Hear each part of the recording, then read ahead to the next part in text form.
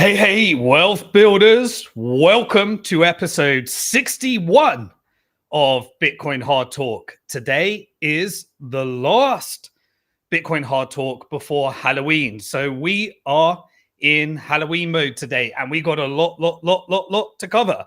It's Friday, and I've got one thing to say to you.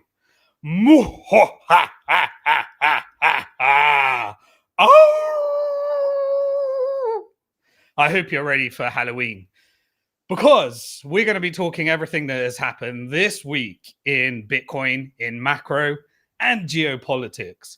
We got some Michael Saylor controversy. We had the BRICS conference. We're going to be covering the BRICS Summit in terms of its impact on Bitcoin. If there is any impact in Bitcoin, what if they have to back the currency by Bitcoin eventually? Let's play it out and let's figure out what's going to happen as a result of everything that we saw in the BRICS Summit. How about the BRICS Summit and its impact on macro and everything that's happening? We even had banks being blown up in Lebanon. What is the impact of that? And how is it framed to you? What about the BRICS Summit impact on the geopolitical scenario as we are all waiting? We had leaks from the American government. We had WikiLeaks telling us what's going to happen next with Iran and Israel.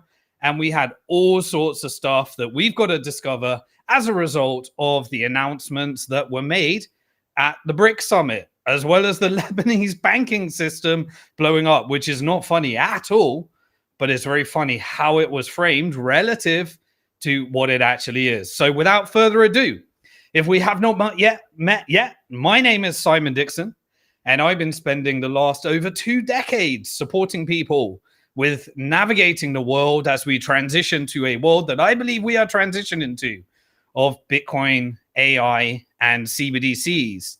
I've been covering the world of Bitcoin money and investing for the last 2 decades.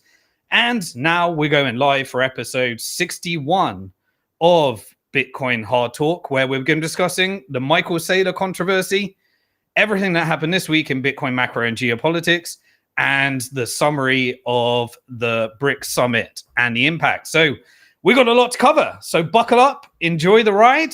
We're going to be going through, firstly, everything that happened this week in Bitcoin. So we had record highs of the Bitcoin hash rate. It just hit its all-time highs of 733 exahashes on the basically 7-day average. And so what does that actually mean? Well, remember what Bitcoin is. Bitcoin is the only distributed supercomputer that no government in the world can shut down, that allows us to own our own money because hundreds of thousands of nodes verify transactions. And in the blockchain, it stores the record of every single block where all the transactions are bundled up into 10-minute blocks. And those are stored in records where every single record is distributed across the supercomputer so that it allows us to own our own money, spend our own money, and the monetary policy is fixed and set in stone, where no developer, no central bank, no government, no bank, nobody, no miner, no node operator, no influential business in the industry, nobody can change it no matter how badly they want to do it without getting full consensus on the network. And so just to give you an example of what that means, what does 733 exahashes per second actually means? It means that across the entire Bitcoin network, where people are competing in order to receive the new Bitcoins, you have 733 quadrillion calculations per second. That's how powerful this network is. And that is what's securing Bitcoin so that no one can take it down. 733 quadrillion calculations per second. This is the same level of computing power in order to basically power a country processing. It's the largest supercomputer in the world, and it would power a country like Argentina or Norway, for example. Now, many people would say that sounds very energy inefficient, but remember what we're competing against. we are providing the ability for people to protect themselves from the proof of weapons network, which is currently pumping a genocide in Gaza, a complete occupation and civilian casualties in Lebanon, a regime change that they're about to implement in Iran, an overthrow of the Pakistani government, an overthrow of the Bangladeshi government, and a failed attempt to overthrow the Venezuelan government. And that's just over the last few months. There's been over 100 wars that have been backing the proof of weapons network that is now bankrupting the US government to the point where they're adding $1 trillion of debt every 100 days and pushing the American people deeper into poverty if they don't own stocks, real estate, or Bitcoin. That is creating that financial apartheid. What is the cost of that relative to the resistance movement against central banking Bitcoin that is freeing ourselves from it with these 733 exahashes?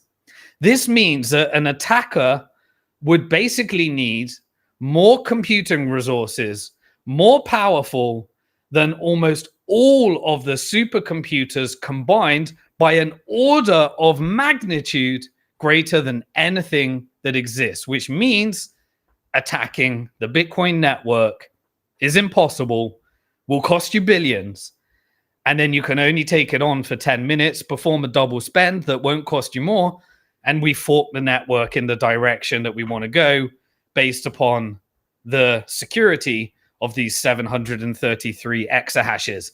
What is the cost of freedom? And that energy is driving a renewable energy innovation like the world has never seen, and driving those miners into the deepest corners of the world to repurpose electricity. And even in countries, I've seen people reheating their pools with Bitcoin mining. I've seen people heating their houses and cooking with Bitcoin mining, the amount of heat that it brings off. And it is bringing a wave of innovation that is repurposing electricity into the proof of work network. Bitcoin mining is now going to become legal within Russia on the 1st of November. And so as of November, it is fully legal. And I'm sure Russia has been mining that Bitcoin, because if you have watched, I've been reading a new book called Soft Wars around how Bitcoin can be used as a national security. It was recommended by RFK during Bitcoin 2024. And I haven't quite read it yet, but as soon as I finished it, I'll make sure I give you the update and the TLDR as well. But essentially, it is becoming an imperative for countries because it is distributed geopolitically across all different regions that don't get on with each other. China's mining Bitcoin. America's mining Bitcoin. Europe's mining Bitcoin. Iran's mining Bitcoin. I'm sure North Korea's mining Bitcoin. I'm sure South Korea's mining Bitcoin. Japan is mining Bitcoin. And Russia is mining Bitcoin. And in South America, Central America, all mining Bitcoin in this network that is driving peace and giving people an exit from the atrocities of the proof of weapons network. And now it is hitting the political sphere. We have seen its role in the US election. So to give you some indication on the Trump and Harris administration, when they started accepting crypto, there has now been $190 million worth of Bitcoin and crypto political donations for the presidential election. Ripple, which is a centralized company supporting the banksters in their transition, trying to compete with Swift using and shoehorning a cryptocurrency in. But of course, those that are supporting the banking lobby, they probably want to support Harris in her vision for what crypto was, if there is such a vision. If you didn't watch it last week, I went through in painful detail all of their Harris and Trump Bitcoin policies, the macro policies, and the geopolitical policies, and worked through the game theory of all the accountability that we need to drive under both directions and which way I would actually vote. You can go over to simondixon.com and catch up on last week's episode. You can download it from my podcast, the Bitcoin Hard Talk podcast in Apple, or you can read about it on the blog, and there's an embedded video, or you can watch it on YouTube or X, whichever you prefer. But anyway, the Ripple co-founder, Chris Larsen, he says that he is donating $10 million in XRP to Kamala Harris. And really, to me, that's because that's the banking lobby. And the banking lobby are the ones that launched the very hostile environment through Elizabeth Warren and other cronies, through the Democrat and the Biden administration, that really executed a hostile takeover by allowing fraudulent and scammy companies to operate Ponzi schemes like Celsius and Mijinski and SBF and FTX, in order to wipe out their population savings and then crash the market through Operation Choke Point 2.0, and then support all of the traditional financial players in becoming the custodians of people's Bitcoin. But we have a resistance movement against that, which is your right as people all around the world to self-custody your Bitcoin, which has made some progress as well. And we need to consider that as well in our things. But I know this is campaign financing, and campaign financing is not the same as the lobby. But the Bitcoin lobby is creating a resistance against the banking lobby, and it is growing. And we know the military-industrial complex, Big Pharma, the Israeli lobby, and the banking lobby are significant in their interference in driving the American government to their agenda.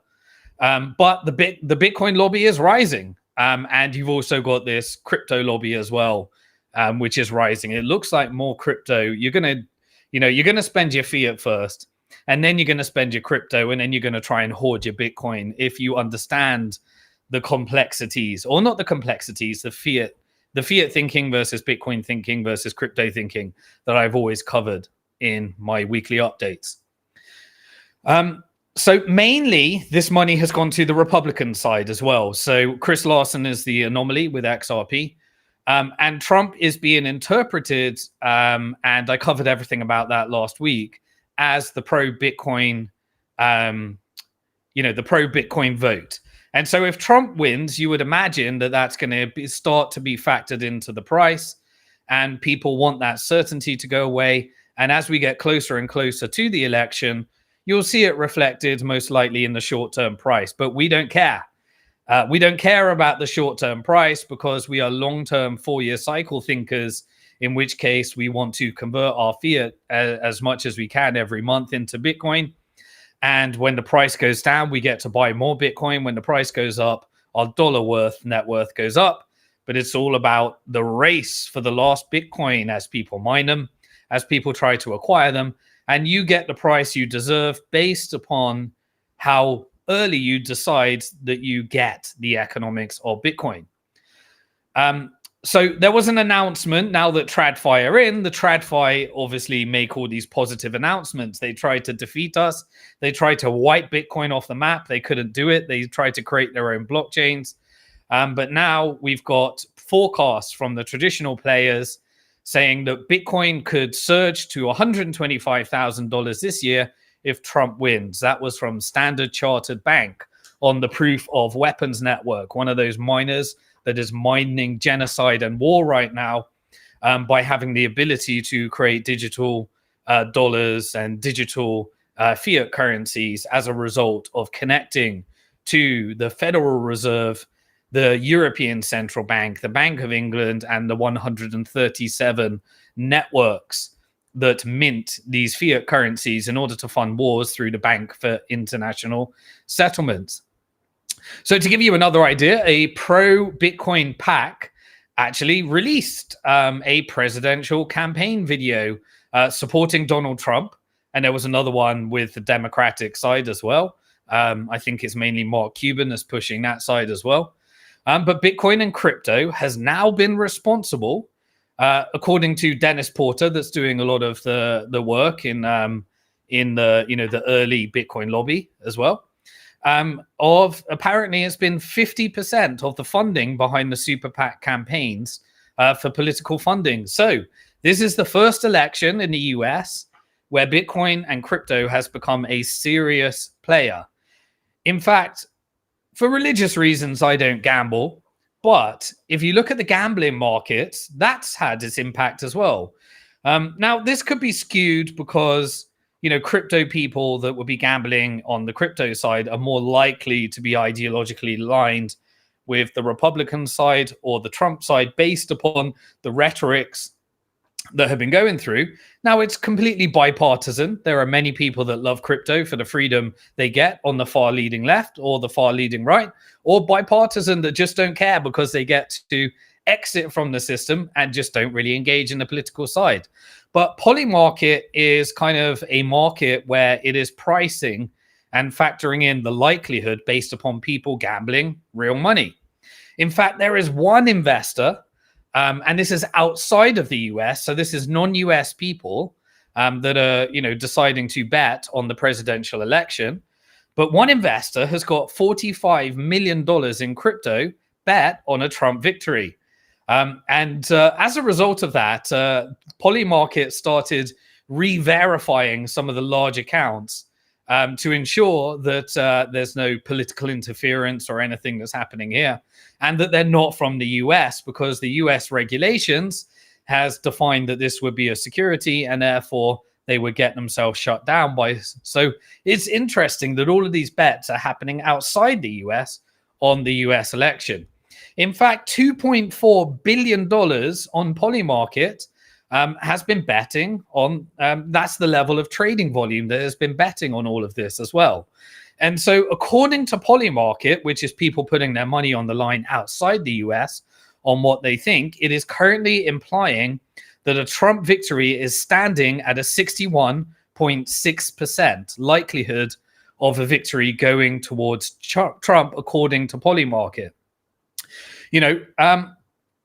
But one point that I want you to remember, as we have all of these TradFi players getting into Bitcoin as well, and all of these political elections being determined by crypto and Bitcoin campaign financing, and as the Bitcoin lobby grows, I want you to understand that although this money is going into politics, and if I were American, maybe I'd be fighting to ensure I can keep my self-custody, because the banks sure as hell don't want you to do that. They want you to hold it in custody with Bank of New York Mellon and via buying it via the New York Stock Exchange and held in a Bitcoin ETF in a IRA in order to get tax benefits.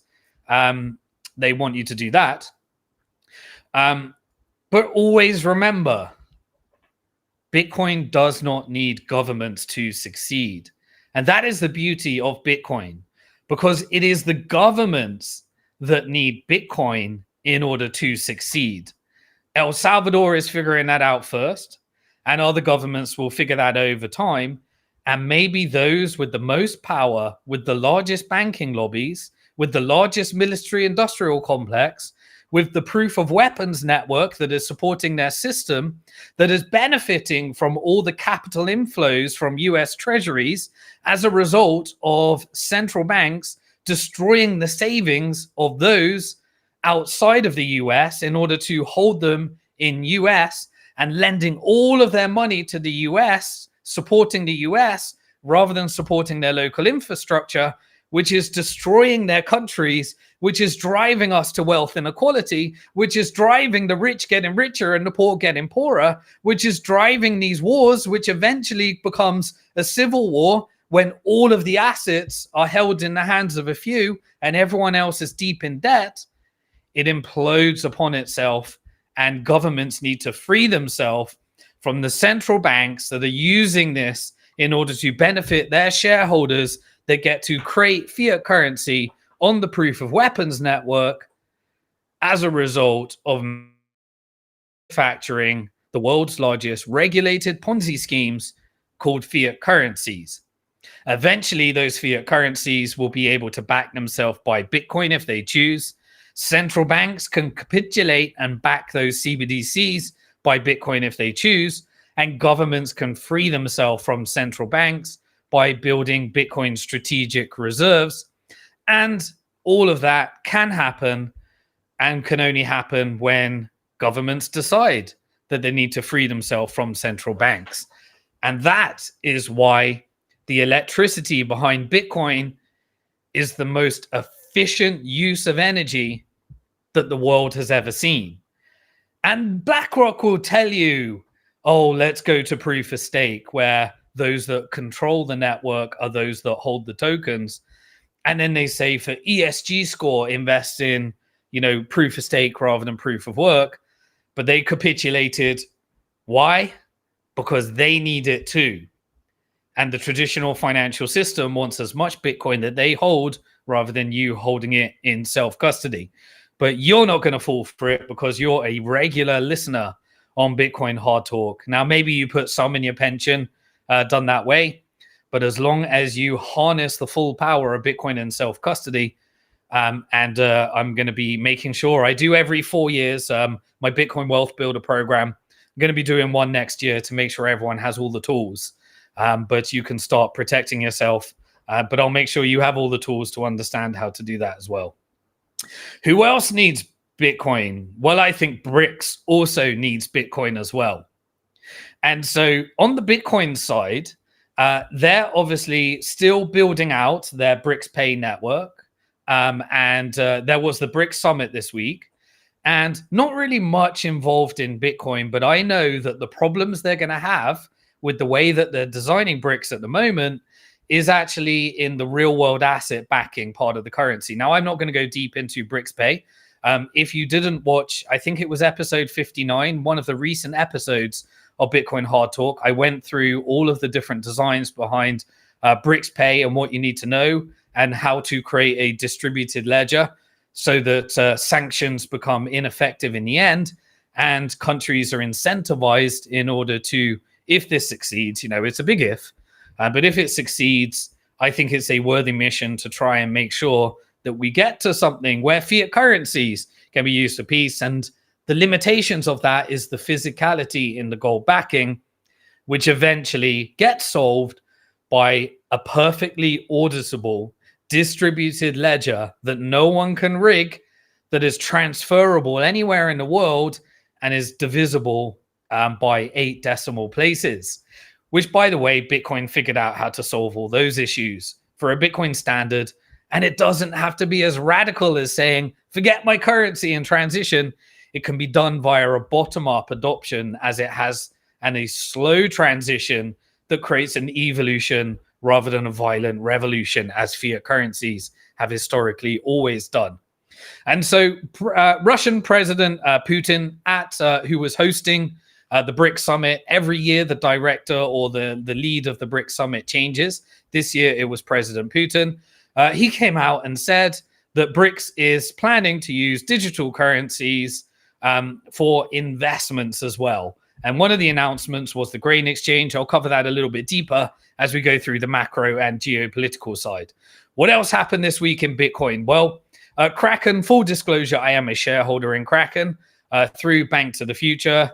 And Bank to the Future has private markets, and many of our investors invested in Kraken in the really, really early days when it was a tiny little company worth 20 million. They're looking to IPO at approximately 20 billion at the moment. But they made an announcement that they're planning on launching its own blockchain in 2025. This is similar along the lines. It's going to be called Inc.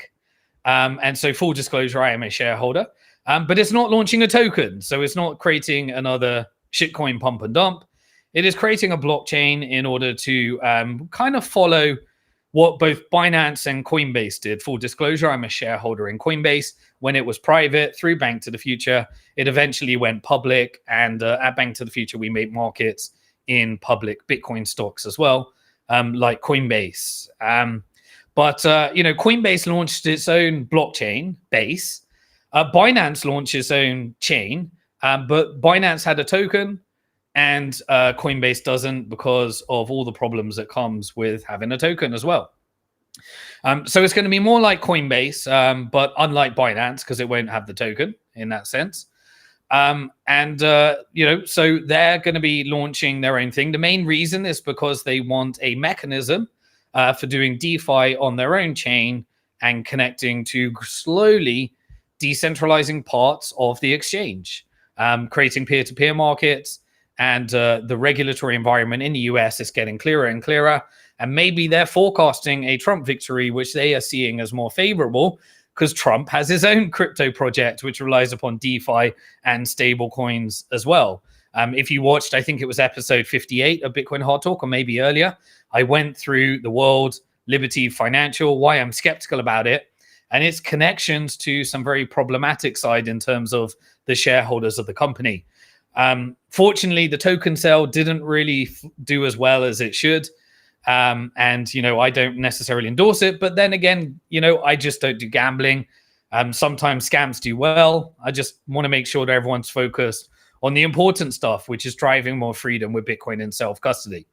So speaking of non-self-custody, obviously TradFi wants you to hold your Bitcoins in custody with them now that they've launched the ETFs.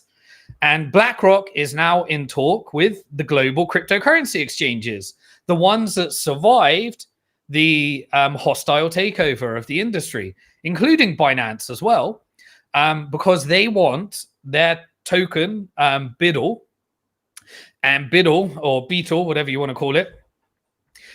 It was actually made with another company I'm a shareholder of, Securitize. I invested in it before BlackRock invested in it, and so did our Bank to the Future investors through the private markets.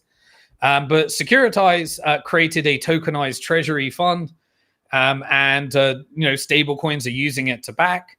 And now BlackRock is looking to integrate with the traditional exchanges that survived the 2022 crackdown, including Binance as well.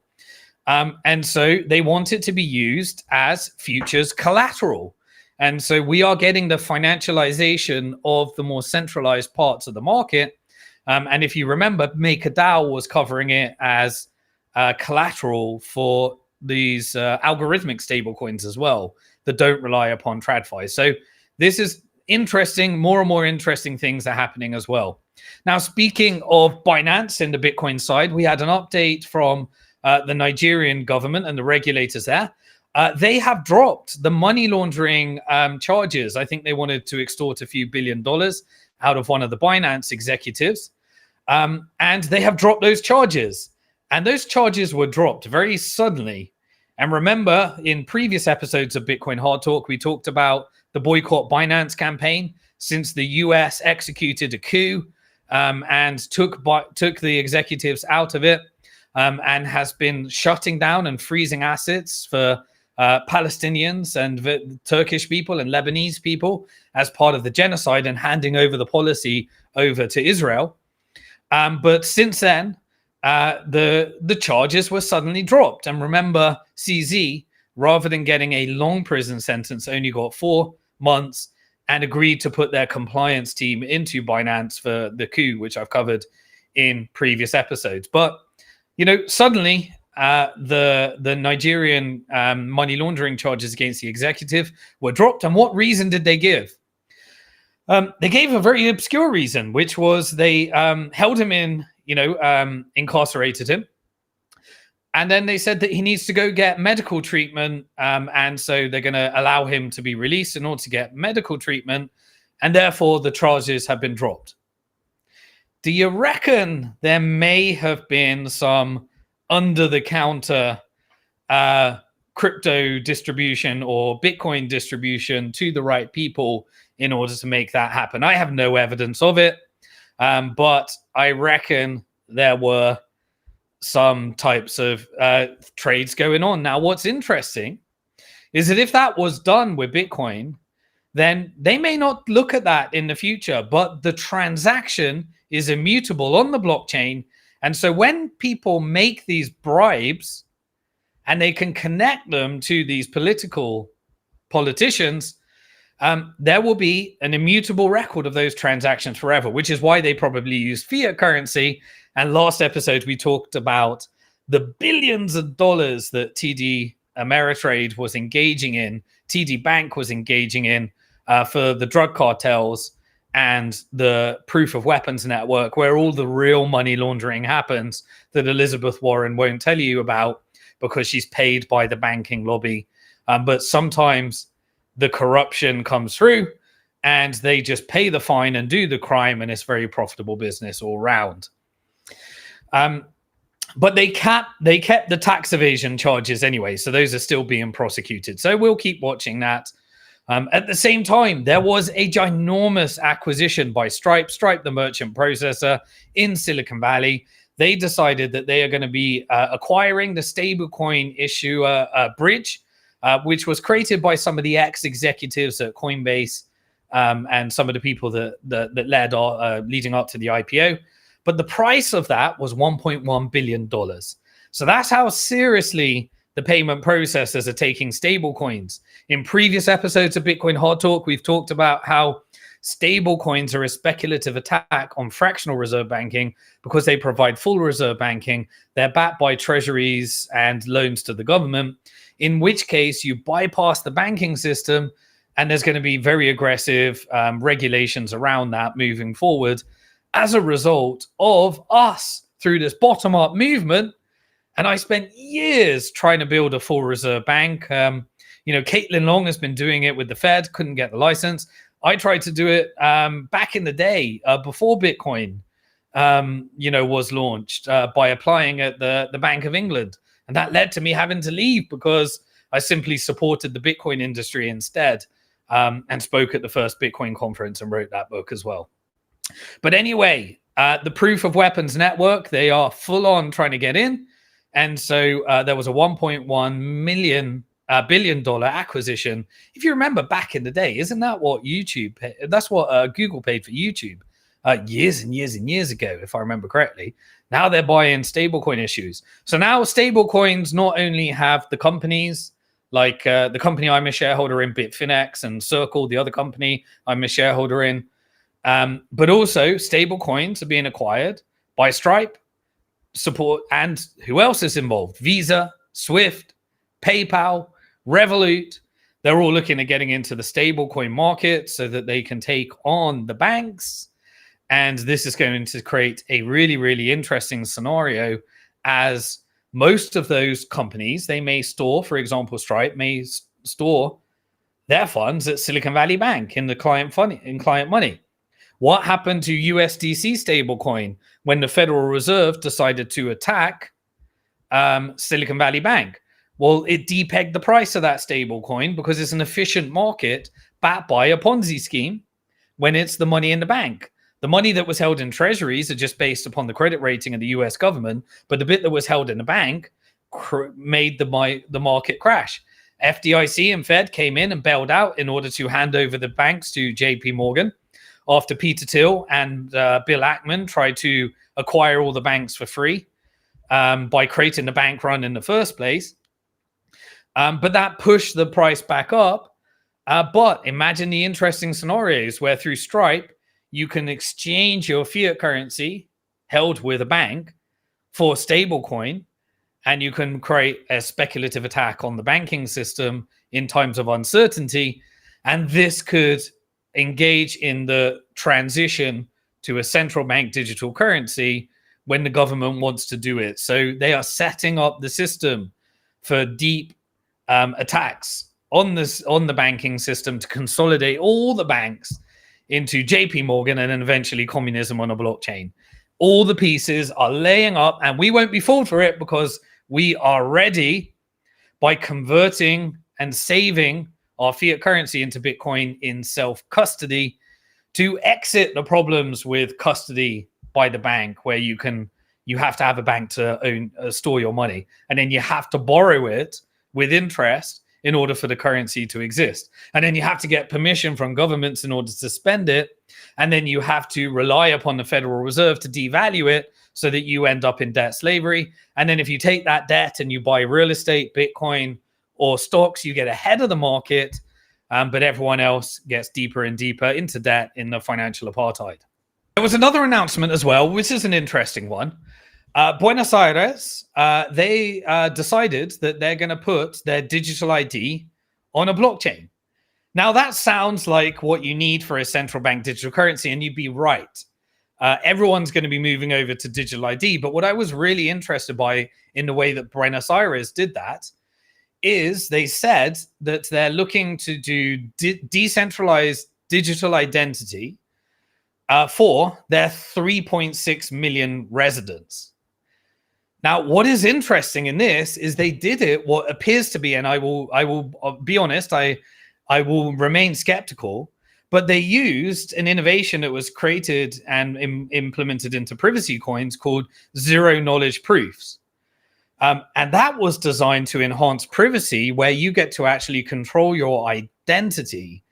And this is when, in the future, you need to learn how to self-custody your Bitcoin, because if this continues, you will be self-custodying your digital identity when other countries are trying to integrate it with the CBDC, where they control the data, and then they can implement the social credit systems and carbon credits and punish you, and negative interest rates and universal basic incomes, all integrated into the CBDC. So Buenos Aires, it looks like this is a very positive step forward in both privacy and security of users' identity. Initially, they decided that they're going to put marriage and birth certificates on the blockchain with the zero knowledge proof. Then they said they're going to be doing the tax records.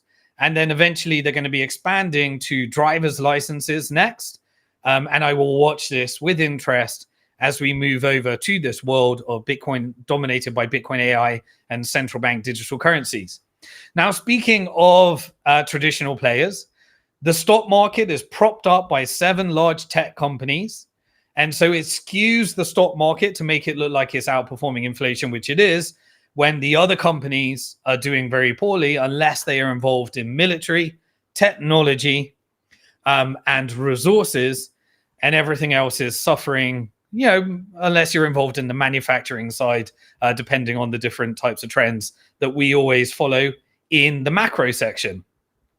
But there was an announcement today, and that is that Microsoft, which is the 3rd largest company in the United States, some say the world, there are bigger companies that may be private, may not be reported to the same level of transparency, but it is set to have a shareholder vote in order to vote by its shareholders whether it can put Bitcoin on its balance sheet. Like the similar, maybe not as aggressive as the MicroStrategy. So maybe putting 1% of their reserves in Bitcoin. It will probably be done via an ETF, but they are having a shareholder vote. Now, isn't that interesting? Imagine the MicroStrategy, Bitcoin strategy, which takes software and then leverages up the debt capital markets, where those that need exposure to Bitcoin because they're fixed income investors, like funds that can only invest in debt, they can invest in the fixed income of MicroStrategy, which is convertible into equity. And then the equity is backed by Bitcoin in treasury to create a leverage play on Bitcoin. That's how a bunch of pension money, which invests in fixed income, can use MicroStrategy in the public markets in order to get Bitcoin exposure, which allows them to outperform all the other fund managers if Bitcoin succeeds and underperform as it does badly. But it gets to add some of that to that as well. But imagine if Microsoft did that, because what is the MicroStrategy strategy? Is to sell software in fiat and use Bitcoin as treasury and leverage the public markets to gain access to debt capital markets to give them leverage play. Imagine MicroStrategy doing that's a lot of software that MicroStrategy that Microsoft is selling. Lots of micros here, lots of treasuries, lots of strategies. But Microsoft will be getting its shareholders to vote on whether it can do that. Now, remember, who are the shareholders? Well, the biggest shareholders, or some of the biggest shareholders, are the ETFs. And the ETFs are pooling together people's money. And then BlackRock is the largest one. And BlackRock is the 2nd largest shareholder in Microsoft. Who's the 4th largest? Fidelity is 4th. Who are the 2 largest Bitcoin ETF providers? BlackRock and Fidelity. So I wonder which way they will be voting as well. And I also remember Microsoft was an early adopter in Bitcoin in the really early days when the price used to go crazy. based upon a company saying they were accepting Bitcoin. And Microsoft did actually make an announcement. I remember, I look back at the old archives a decade ago. Wow, I'm feeling old. 2014. That was several years after I got involved in Bitcoin. But I remember Microsoft in 2014 that started accepting Bitcoin sales. It was done via, if I remember correctly, a company that we also funded at Bank to the Future. I'm still a shareholder in, which was BitPay, which allows companies like Microsoft to use like the Stripe of merchant processing for Bitcoin type thing. Now Stripe is getting involved 10 years later, acquiring stablecoins. Very interesting how we have seen our industry grow as well. But yeah, I remember, and then they stopped accepting Bitcoin as payments because they weren't just making enough sales in payments, and there's the chargeback side which doesn't work in Bitcoin, and all sorts of stuff. It was an interesting time anyway. What else did we have in the Bitcoin side this week? Well, the SEC is getting ready to lay the foundation for more and more tools and financial weapons for the traditional financial industry. And so this also brings new possibilities like income on Bitcoin if you custody it, so that they can try and persuade you to hold your Bitcoin with them. Look, if you want to do it with a percentage of your Bitcoin, then fine.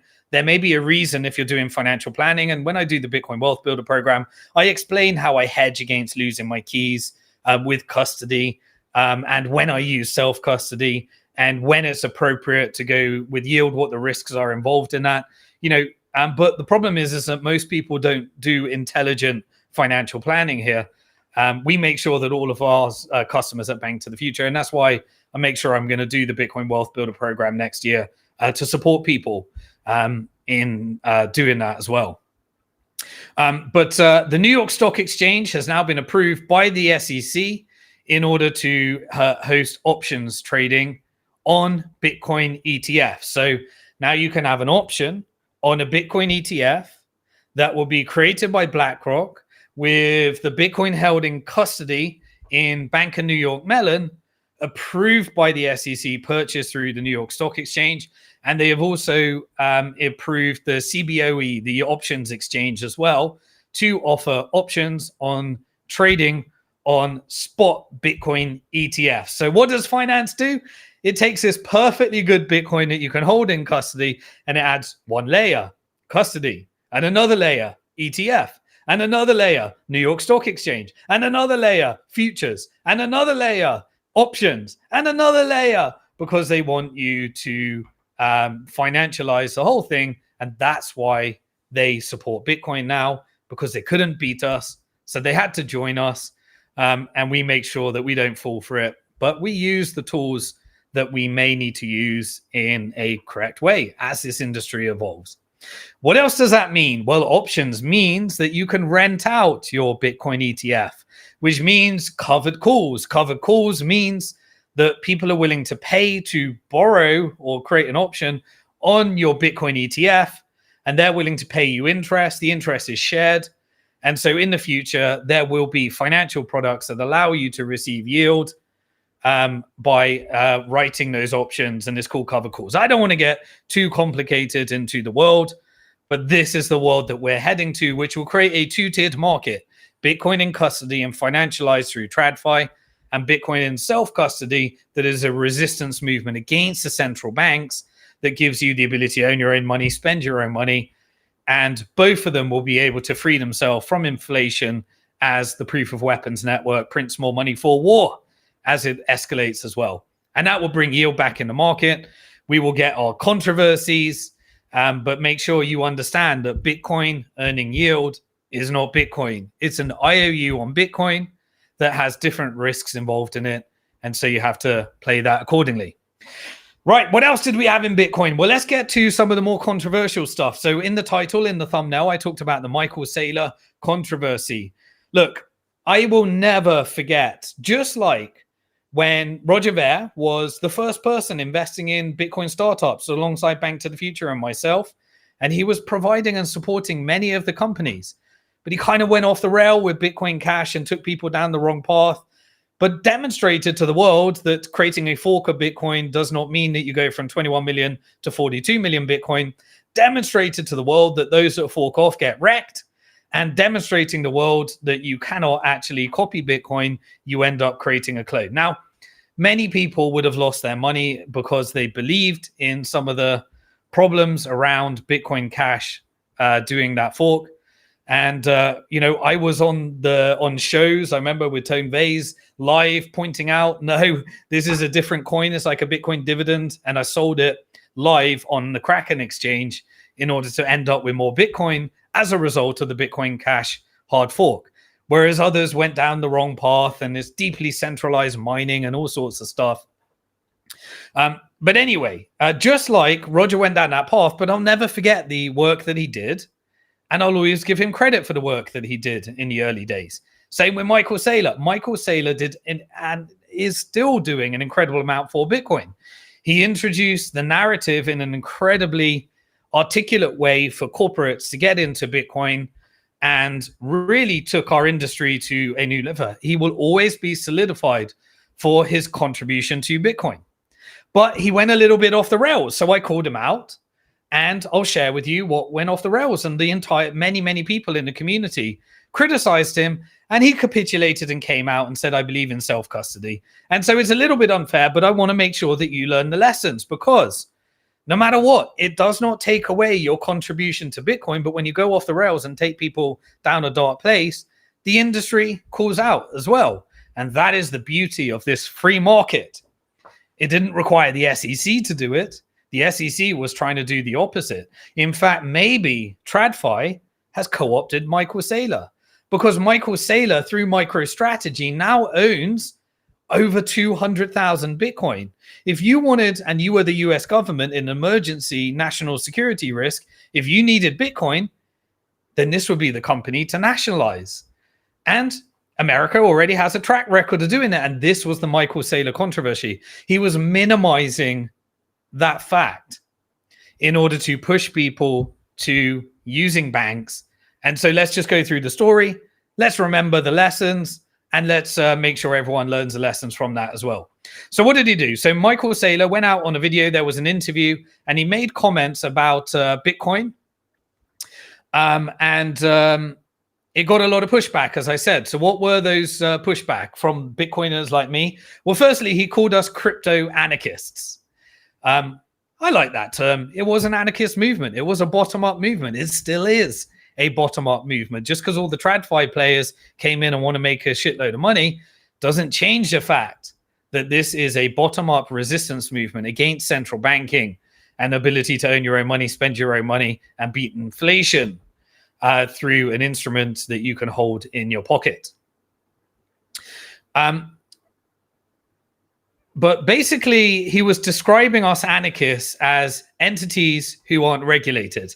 Now, I understand that because I have my anarchy, my personal beliefs. My beliefs are different from operating a regulated company like Bank to the Future that has a very sensible team that applies for licenses over a decade. It was the first, it's actually the longest standing company in Bitcoin, the first to get register and be a regulated business in securities and various other ways, and now virtual asset registrations and various other stuff.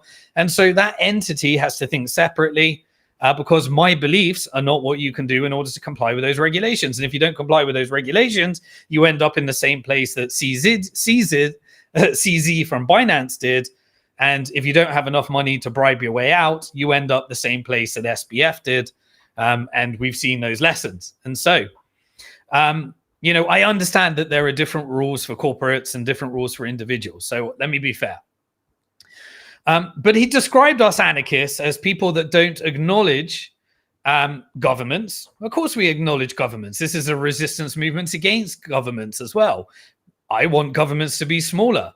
I want governments to borrow less money from the Federal Reserve in order to fund less war. And they said that we don't acknowledge taxes. While there may be people to do that, we created a Bank to the Future tax software to make sure that people can do this in the right way. You can also use the system as it was designed by using jurisdictions like El Salvador in order to make sure you are tax efficient as well. He said that they don't acknowledge reporting requirements. And while some people might do that, we create software in order to make sure people comply with the reporting requirements and use technology and the system in order to be very efficient as well. He said that this basically increases the risk of seizure by people holding them in self-custody. And I get the message. He's basically saying that if people don't follow all the rules, then they will seize the Bitcoin, and us anarchists are creating an environment that may lead towards seizure.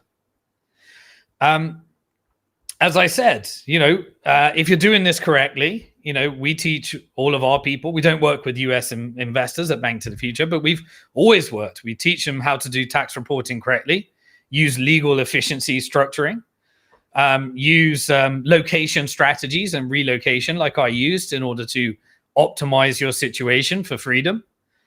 How to accumulate without actually having to incur taxes and do it all legally. And I know some people don't do that, but unfortunately, that will create problems for them at some point as well. And making sure that they use self-custody as well in order to free yourself from the banks and free yourself from the governments and free yourself from the central banks and free yourself from monetary policy as well. And so it's not a good idea to discourage that. Now, it was the way that he framed it. He said why people are doing that. And basically, he said that 99.9% of the money is traditional financial players that will hold it in custody. And while that may be true, it doesn't matter because Bitcoin is proof of work, not proof of stake, which means it doesn't matter who owns it. And it is just making sure that as many people get the freedom rather than just benefiting from the pricing economics of the 4-year cycle. We also want people to have freedom, especially with what our governments are doing right now as well. And so self-custody is the way to reverse that. And Bitcoin has a lot in self-custody. In fact, we have the hodlers of last resort that have millions of Bitcoin that never moves because it is in self-custody without being held in the custodian as well. So anyway, the interviewer reminded Michael Saylor of what happened during the Great Depression. I covered this. Remember my video series 4 years ago on the Great Depression of the 2020s?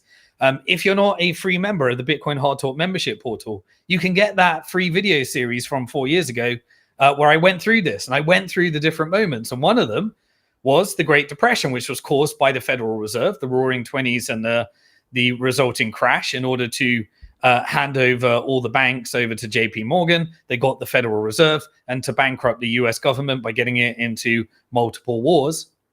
But the Great Depression was a redistribution of wealth as well. And what did they do? They said, everybody, all Americans, you have to hand in your gold in 1933 and exchange it for $20 initially. And then I think it was $35 afterwards, if memory serves me well.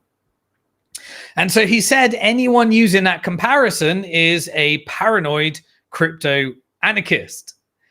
And yes, that is right. A crypto anarchist does care about self-custody, and so should you for that very reason. But he said that the government didn't enforce it and that people could just voluntarily hand in their gold, which is not true. It was enforced by law, and law is enforced by prison sentence, and prison sentence is enforced by people having to follow the law. And so some people are comfortable with not following the law, but we can't say that it wasn't enforced and that it was just something that happened, because that's not accurate to how it was. What he did not mention as well is that you could be arrested if you did not hand it over. He also said that because they were on a gold standard, they needed the gold. But this was a slow removal by the Federal Reserve to come off the gold standard and confiscate people's wealth so that when they come off the gold standard into a fiat standard, gold reaches new all-time high prices because of the way the market works as well. And so people had to hand in their gold for rock bottom prices. And then it now is record high prices at approximately $2,750 as well. And he said, because the world's not on a Bitcoin standard, they're not going to want your Bitcoin. Maybe true.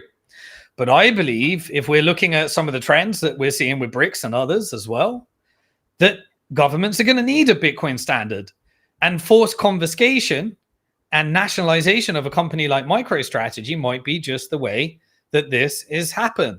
Imagine an environment where Bitcoin, people are mass selling their shares in a wartime environment, trying to get into the stocks like technology and wartime stocks, but selling all the others, maybe keep some energy stocks, but selling all the others and going into Bitcoin, which leads to buying pressure for Bitcoin. And maybe America needs those Bitcoin as well as a strategic asset reserve. Maybe it waits until the last moment. So this is why we have to accept that Michael Saylor is probably at a stage where he is a useful asset to the US government and the banking lobby. And remember, he is serving his shareholders. And if you believe in, the book that I said I was reading, like Soft War, it talks about this as a national security. That may play out, may not. I'll go a little bit deeper into that in future episodes. But as I said, the government could nationalize MicroStrategy because it's the best way of getting Bitcoin at the rate you want to get it. And you could end up in, a post-war environment that leads to a depression. And they could decide that they take all of BlackRock's and Fidelity Bitcoin ETF and force you to swap it for a central bank digital currency when it decides to restructure the economy in a post-war environment. This is exactly what they do and what they have done. And so it's caused paranoia right now because most people haven't experienced it. And most people, if they've lived through something they haven't experienced, they only believe it's going to happen when it actually happens. But paranoia is why we prepare. And that's what gets you on the right side of the trend, as I've always been trying to get people with this Bitcoin Hard Talk as well. The other reason that he gave in the interview, sorry to cover so much, but it's important lessons, and I hope you're getting that, is that he said the only reason people pitch self-custody is because they want to sell you a hardware wallet. Well, that may be true. But I don't think it's people are teaching self-custody in order to sell hardware wallets. That's a minute set of companies selling hardware wallets. They also said that they teach you self-custody if they're a country that wants to sell you a protect yourself and get my passport, basically having a dig at El Salvador. And I don't see them pitching self-custody in order to pitch a passport. Now, maybe we always follow the money, but I don't think it's a significant amount of why people are teaching self-custody. They said it's also being taught by people that want to sell your guns in order to protect yourself because they want you to protect your Bitcoin in self-custody. Or it's being sold by a financial advisor or insurance policy that wants you to protect your Bitcoin. I don't see these things, but anyway, maybe they are. But the reality is that he revealed the strategy, which is in saying that people that want to sell you stuff are telling you why you should self-custody. And given that Michael Saylor always talks about the value of self-custody to Bitcoin's utility in the past, it means that he's changed his tune for a different narrative. That could be an asset of the government. It could be banking lobby because he's a public company. It could be because he announced that he's launching a Bitcoin bank in order to drive shareholder value that led to a pump in the price of MicroStrategy because he wants you to put his Bitcoin in self-custody so that he can offer you a collateralized loan with his new bank, and he may be applying for that. We don't know. But I'm just saying he revealed the strategy and don't think that him himself are impervious to the strategy as well. And so, as I said, MicroStrategy could be of strategic importance to the Fed, to the CIA, or to the government right now. And so be careful. Just because he got us this far with his 4 years of preaching good things doesn't mean he won't preach bad things. Now, let me be fair. He got a lot of criticism from people like me and others in the Bitcoin community. And he immediately came out and claimed that he does not support He does support self-custody anyway. Let me read the quote. I think he said, "I support self-custody for those willing and able.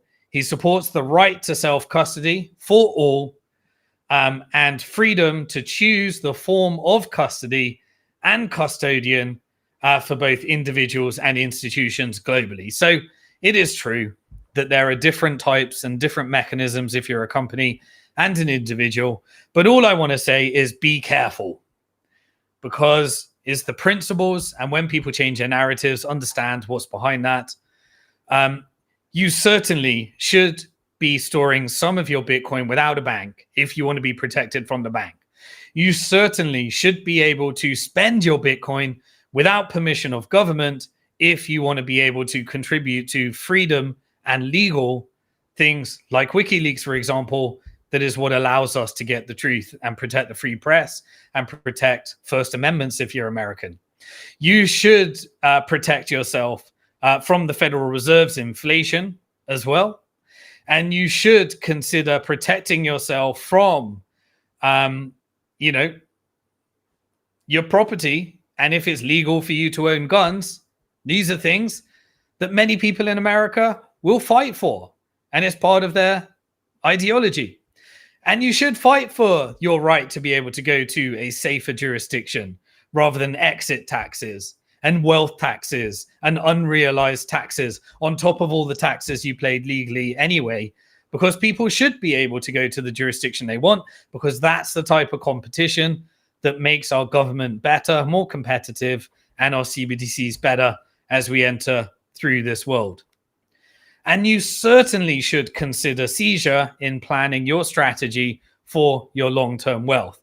And you certainly should consider the tax implications when planning your Bitcoin strategy. And you should certainly plan your inheritance for your loved ones. And this requires different cases as that, when you can combine custody and self-custody when you're doing that. And now, why should you consider that? Well, let's look at just this week alone. I'm not talking about the entire history. Let's take a look at some of the announcements from governments on this week alone. Firstly, there was recently an announcement last month, in fact, this one, not this week, from Israel that is considering limiting ownership of precious metals now. So when countries go into war and they commit atrocities, they end up not being able to support tourism. They end up losing lots of their population. They end up sacrificing their people in order for their government's goal. And then they end up stealing your gold. And I'm sure they'll try and do the same with Bitcoin if it was held in custody, of course. It is the custodians that they come over. This was posted by the Jerusalem Post as well. It's not actual policy. What else did we get? Well, Denmark came out this week and said they're considering basically what I call a migration to El Salvador strategy. What I mean by that is that Denmark is considering a tax on unrealized gains for Bitcoin and crypto.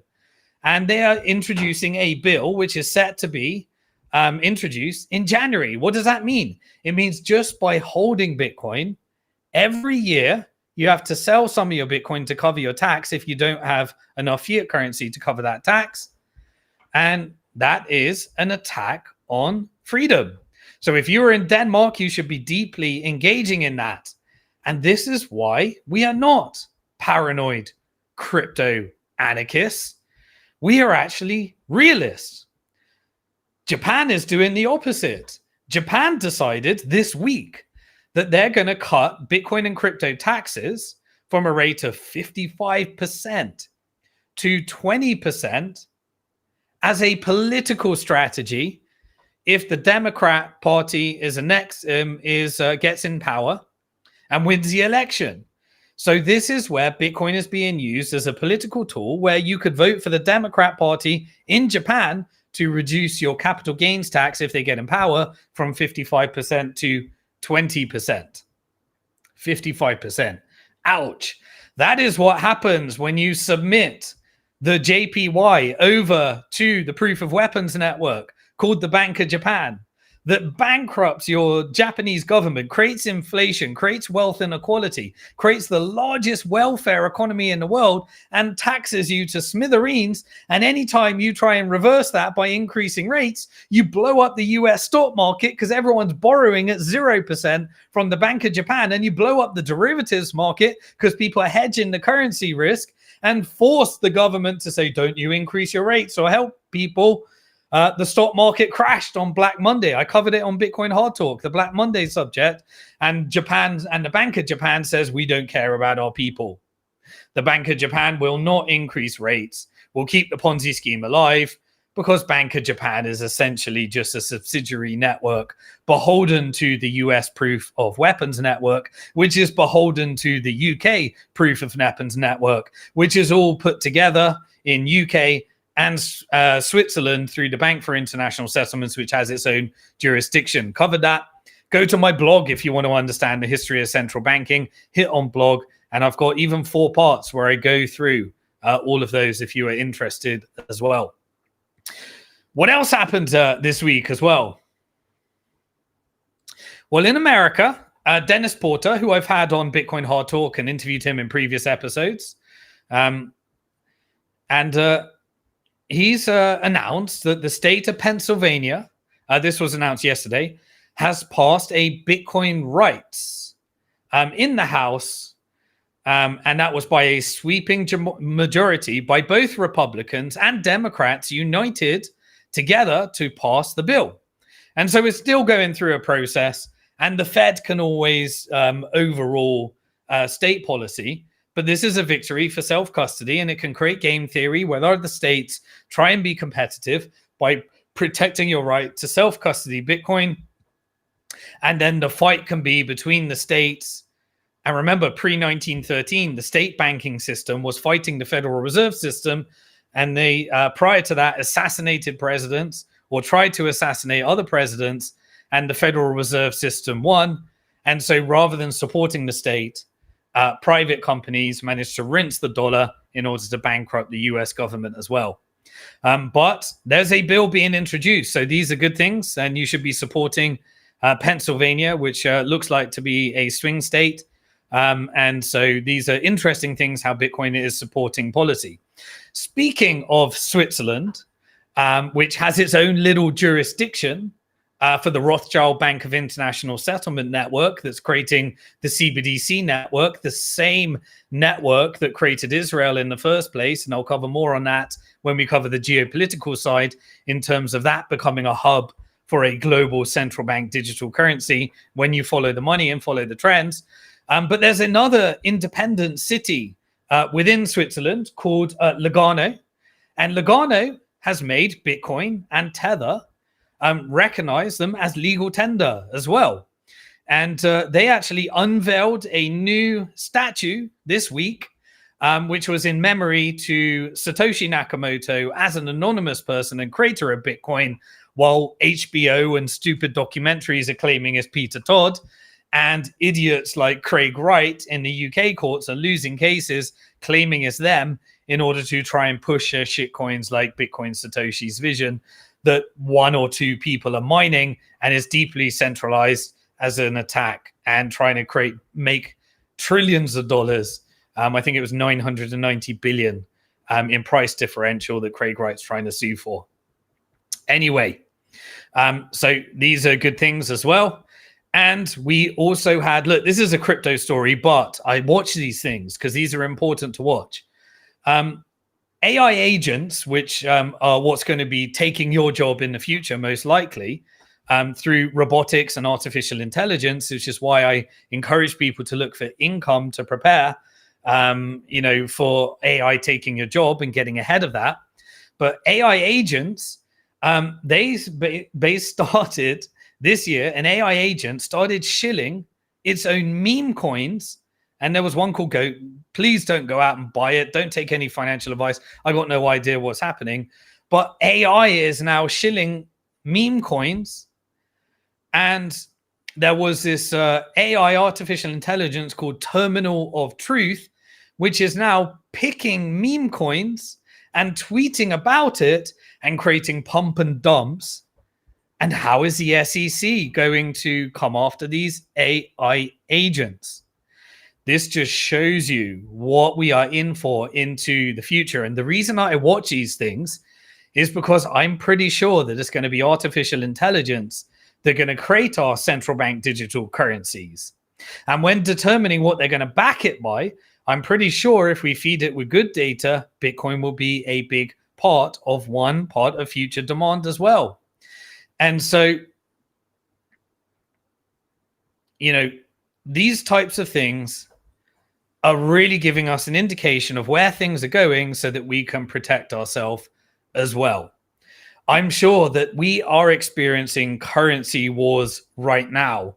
In fact, let's look at one more central bank on the proof of weapons network that took over all of Europe's monetary policy, with the exception of the one that created it, which is the Bank of England, that kept the GBP proof of weapons network, the European Central Bank. The European Central Bank released a paper which was basically a war on Bitcoin narrative, claiming that the early Bitcoin adopters are going to steal economic value from latecomers.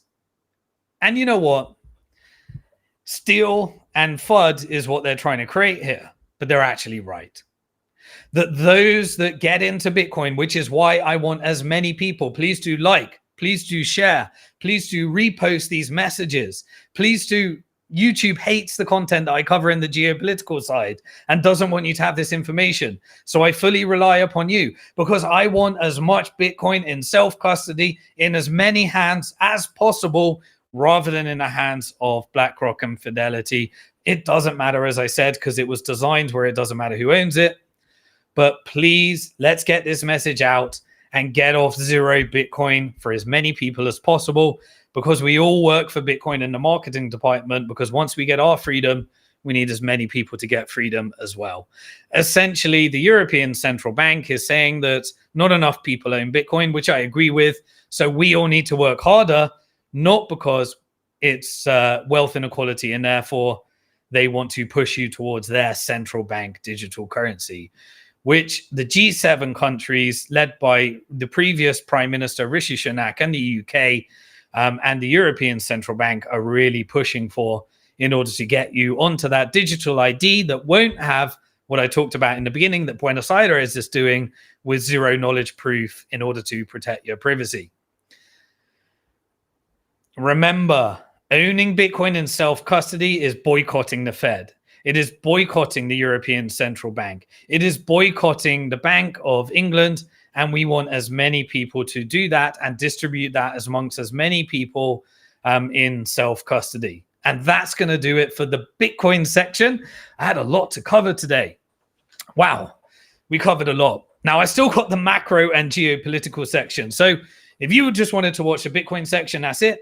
But those that are going to go the extra mile, you're not going to understand Bitcoin unless you understand macroeconomics. And we're going to dive deeper into the BRICS section and how it impacted macro. And as we get closer to the US election, also the war side and everything we need to be prepared for. There were massive things that we need to understand, because war could be coming to a country near you. Don't just think this is something that happens to others. So I'm going to take a quick water break. Do me a favor, like, share, repost, add a comment below, do whatever you can to make sure that the algorithms get this message out to as many people as possible. And we're going to be discussing Paul Tudor Jones' message and all sorts of stuff in the macro section. So do that for me right now. Repost, like, 1, 2, 3. Okay, so in the macro section, Paul Tudor Jones, which is one of the most iconic and largest billionaire investors out there that people listen to all the time, he came out on TV saying that all roads lead to inflation. All roads lead to inflation and everyone needs to protect himself. What does that mean? Inflation means it benefits those that own Bitcoin, those that own gold, those that own real estate, those that own stocks, until the system implodes. Then you need to hedge yourself and protect yourself accordingly. How did he say that he's doing that? Well, he said that in order to protect himself, because all roads lead to inflation, he is long Bitcoin. He said that he is also long gold.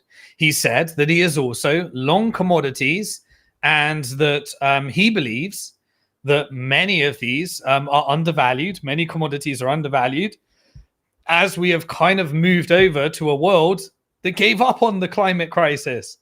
We're moving to oil, we're moving to LNG, we're moving to energy, we're moving to commodities that are used in industrial production in order to create all of the hardware behind Bitcoin mining, behind artificial intelligence, and behind central bank digital currencies. And Bitcoin is the way of making that energy more efficient by rewarding people through Bitcoin mining as well. He thinks that NASDAQ has been a great hedge, and that's because of the large technology stocks as we move and transition to, a world of more technology. But he said within his portfolio, he holds zero fixed income. What does that mean? It means that he's not holding treasuries or debt. And there were big moves in the bond market, because while the Federal Reserve tries to control the short-term cost of borrowing, the longer term is the treasury market. And there were a little correction in the stock market, which leads to the Federal Reserve trying to intervene, but eventually the Federal Reserve policy does not work as well as it hits escape velocity and all roads leading to inflation. And the Fed is driving the world to inflation as we speak by monetary policy, so that it can lake a hike and get everyone into a central bank digital currency, is what I'm trying to prepare for. And so they can only really manipulate the short term. And so when you start going into the 10-year treasury bonds, you follow the yield on that and what it's telling you, and people start to predict what the real market is, and all roads leading to inflation. Basically, his approach was exactly as I shared 4 years ago in the 4-part video series on the Great Depression of the 2020s. And I'm going to be making my updated version of that free video series next year as well. But you can get the free copy of that if you choose by becoming a free member of the BitcoinHardTalk membership portal. He basically said that all central banks will inflate. And that's what I've been sharing with you ever since I've been publishing on YouTube, even before Bitcoin, when I was just a part of the monetary reform community, trying to help people understand that there will be a large war as a result of the central banks and the dollar sucking up everybody's capital, which creates this massive problem in funding the proof of weapons network. And when the Fed and the CIA take over, democracy no longer matters, and we get this these types of environment that we've been talking about. Right, now, I want to do some debunking as well in the macro section. There was some major lies that were told to you. And so if you heard those lies from the traditional media that is trying to support a genocide and engaging in a cover-up operation, they would have told you that the Lebanese banking system, they probably wouldn't even told you about the Lebanese banking system. What they would have told you is that Israel has uncovered massive supplies of gold that they were stealing from the Lebanese people by Hezbollah, the resistance movement. If you've watched previous episodes, you'll know that was created against an Israel occupation in 1982 when the Lebanese people were trained with Iran funding in order to fight against the Israeli occupation. Now, ever since then, there has been massive, and even prior to that, if you covered last week, I covered a lot of it in the geopolitical section. There was massive interference by the International Monetary Fund to crash the currency in Lebanon. And right now, the Lebanese currency, the Lebanese pound, has lost 98% of its value. Remember what I covered last week? Just a quick recap, and then we go through the bank and what you can learn, and it goes into everything we've covered so far with self-custody and Michael Saylor's message as well. But remember, there was a CIA-backed coup in 1958 to overthrow and politically interfere in the Lebanese economy. That was the American interference. The IMF and economic hitmen, they got Lebanon deep into debt in order to get it addicted to dollars, so that it could implement regime change within the country, install a puppet government, and it could control the economy as well and destroy the value of its local currency because it has to print it in order to pay back the dollar loans which is their mechanism for destroying the local currency, which destroys the savings of the local people as well. Well, what you would have heard in the news is that Israel targeted a bank that called, make sure I get the name right, Al-Qad Al-Hassan Bank. And it was targeted last weekend as they started coming after the branches.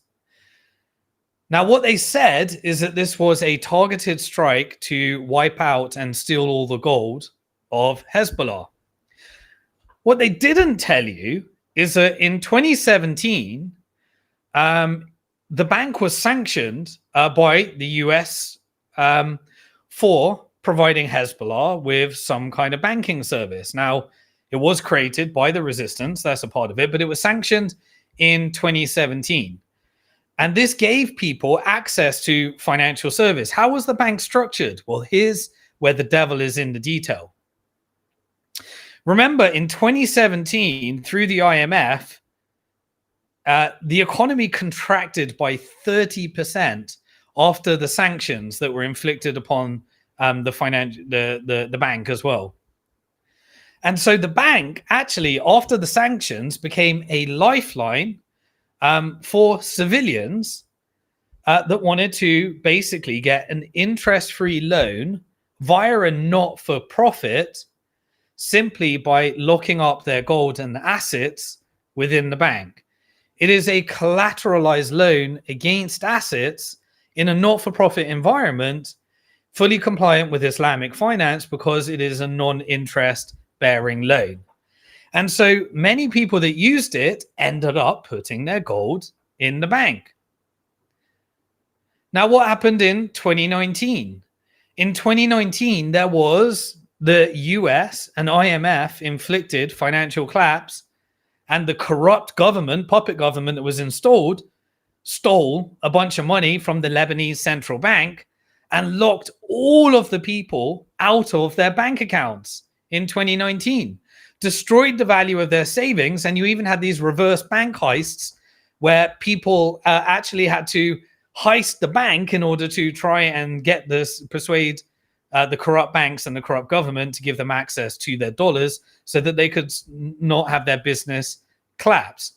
Now, this bank that was sanctioned, because it was a collateralized bank, it operated completely outside of the Lebanese central bank, which is also a member of the Bank for International Settlements, which is the Rothschild debt-based Ponzi schemes that gives all the control over to the banksters and the central banksters. And so the bank is all gold-backed. It is interest-free, as I covered. And those that could no longer access their bank account could take their assets and their jewelry and get that interest-free loan.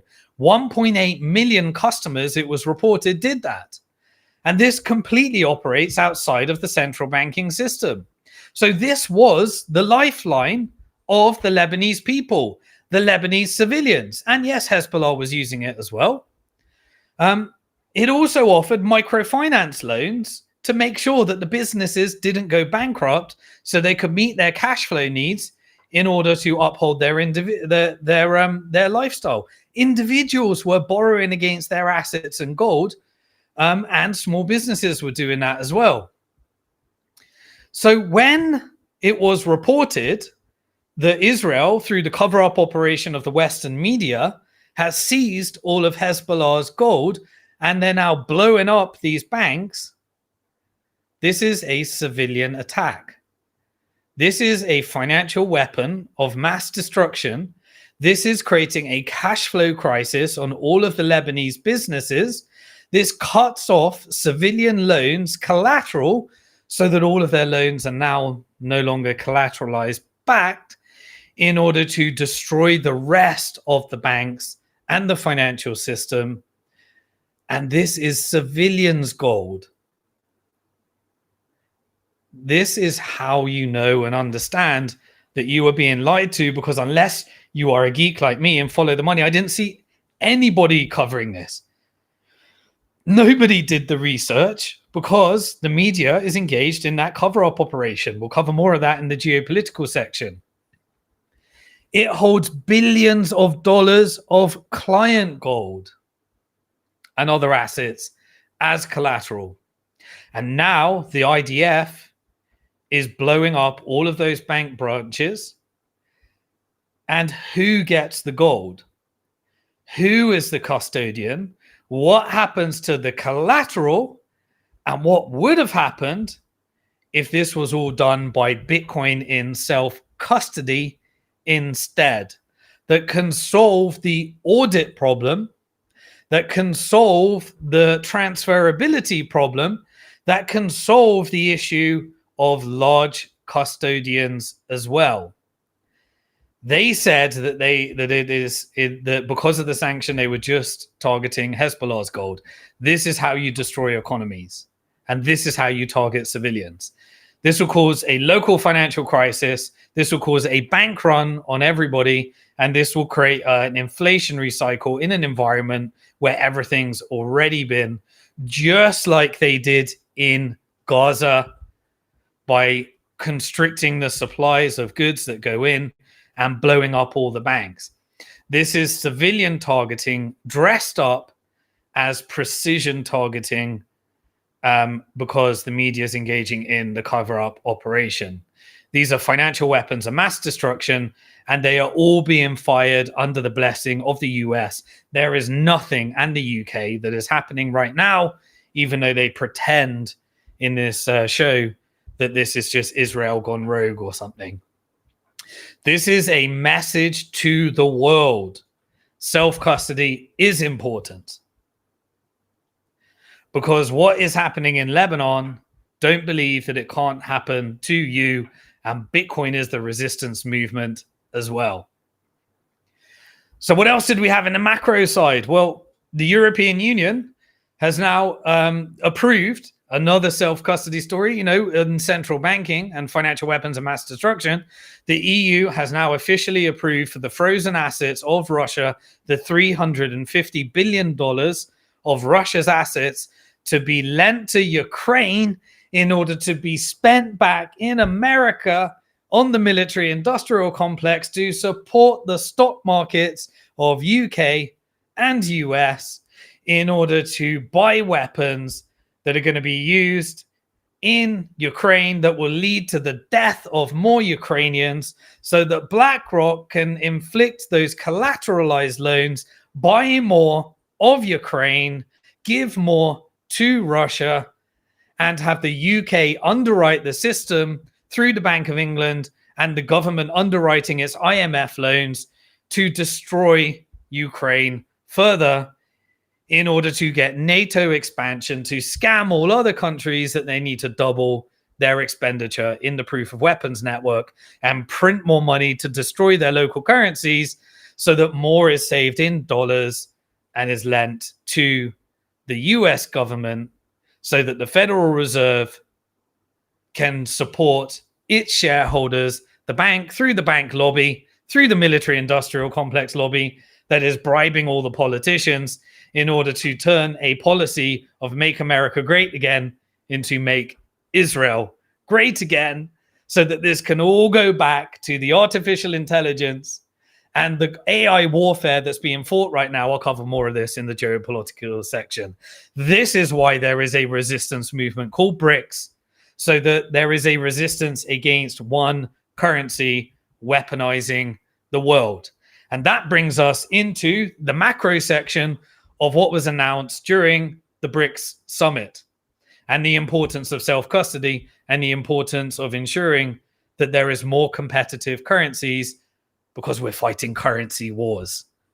And these currency wars are a new form of what World War III looks like today.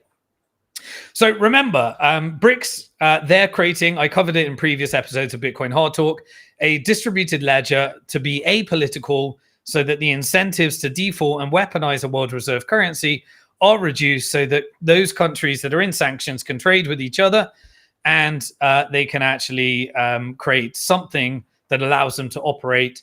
And eventually they want to work in a fair environment with the US as well. Not many announcements from that. It was, early thing. If you're interested, you can go to my blog and you can see the episode that I covered in BRICS. I also did a Q&A. There was a link to a space in there, and I also linked to the white paper for those that are interested in studying more about that. That's all on my blog. But what is BRICS now? What happens at the BRICS Summit? But basically, 22 heads of state and 30 countries with different representatives all met together to discuss and have meetings and show that there is a desire for the global south to resist against sanctions and try and trade as well. And it was also announced that 10 new countries have been approved to join BRICS and become members, which is a place in process. So now we have 10 members of BRICS. That's the latest. We have Brazil, we have Russia, we have India, we have China, we have South Africa, we have Egypt, which is we have Ethiopia, we have Iran, and we have UAE. So those are all members of BRICS. So it's now called BRICS Plus because there's more and more members. Now they're going to focus on those members initially because they're getting overwhelmed with applications. And so they had one country which was officially invited to join, which is Saudi Arabia. We'll cover more about the importance of that in the geopolitical section. Key player that made some big flexes this week. And then you have the countries that have officially joined for membership. Get ready. I'll cover them. We got Algeria. We got Azerbaijan. We got Bahrain, Bangladesh, Belarus, Bolivia, Cuba, Kazakhstan, Kuwait, Malaysia, Pakistan, Palestine, Senegal, Thailand, Turkey, Venezuela, Yemen, Zimbabwe. And then there are the countries that have expressed an interest in joining BRICS that they'll be processing after those. That is Angola, Cameroon, Central African Republic, the Congo, DR of Congo. Sorry if I got that wrong, if I'm butchering it. Ghana, Nigeria, South Sudan, Sudan itself as well, Tunisia, Uganda, Colombia, El Salvador, Nicaragua, Peru, Afghanistan, Indonesia, Iraq, Laos, Myanmar, Sri Lanka, Syria, and Vietnam. And they're all going to be, if the distributed ledger goes through, they'll be able to buy units when the currency goes by contributing gold to the network and creating a distributed network for gold. But also, these are many of the commodity countries, energy countries. And so the economies in these currency wars can also be backed by the economies of these different regions, which are trying to avoid sanctions to make sure their government doesn't get overthrown by a covert regime change by the CIA to not support the proof of weapons network so that they can run different financial systems that don't rely on debt-based Ponzi schemes that suck all the money into the power structure of the deep state. So looking at a few of the different trends, when you understand the macro environment that we're experiencing right now, China is currently the largest importer of oil. It, in fact, has the largest strategic reserves that it buys mainly from Iran and Russia. So China can't let those economies fail.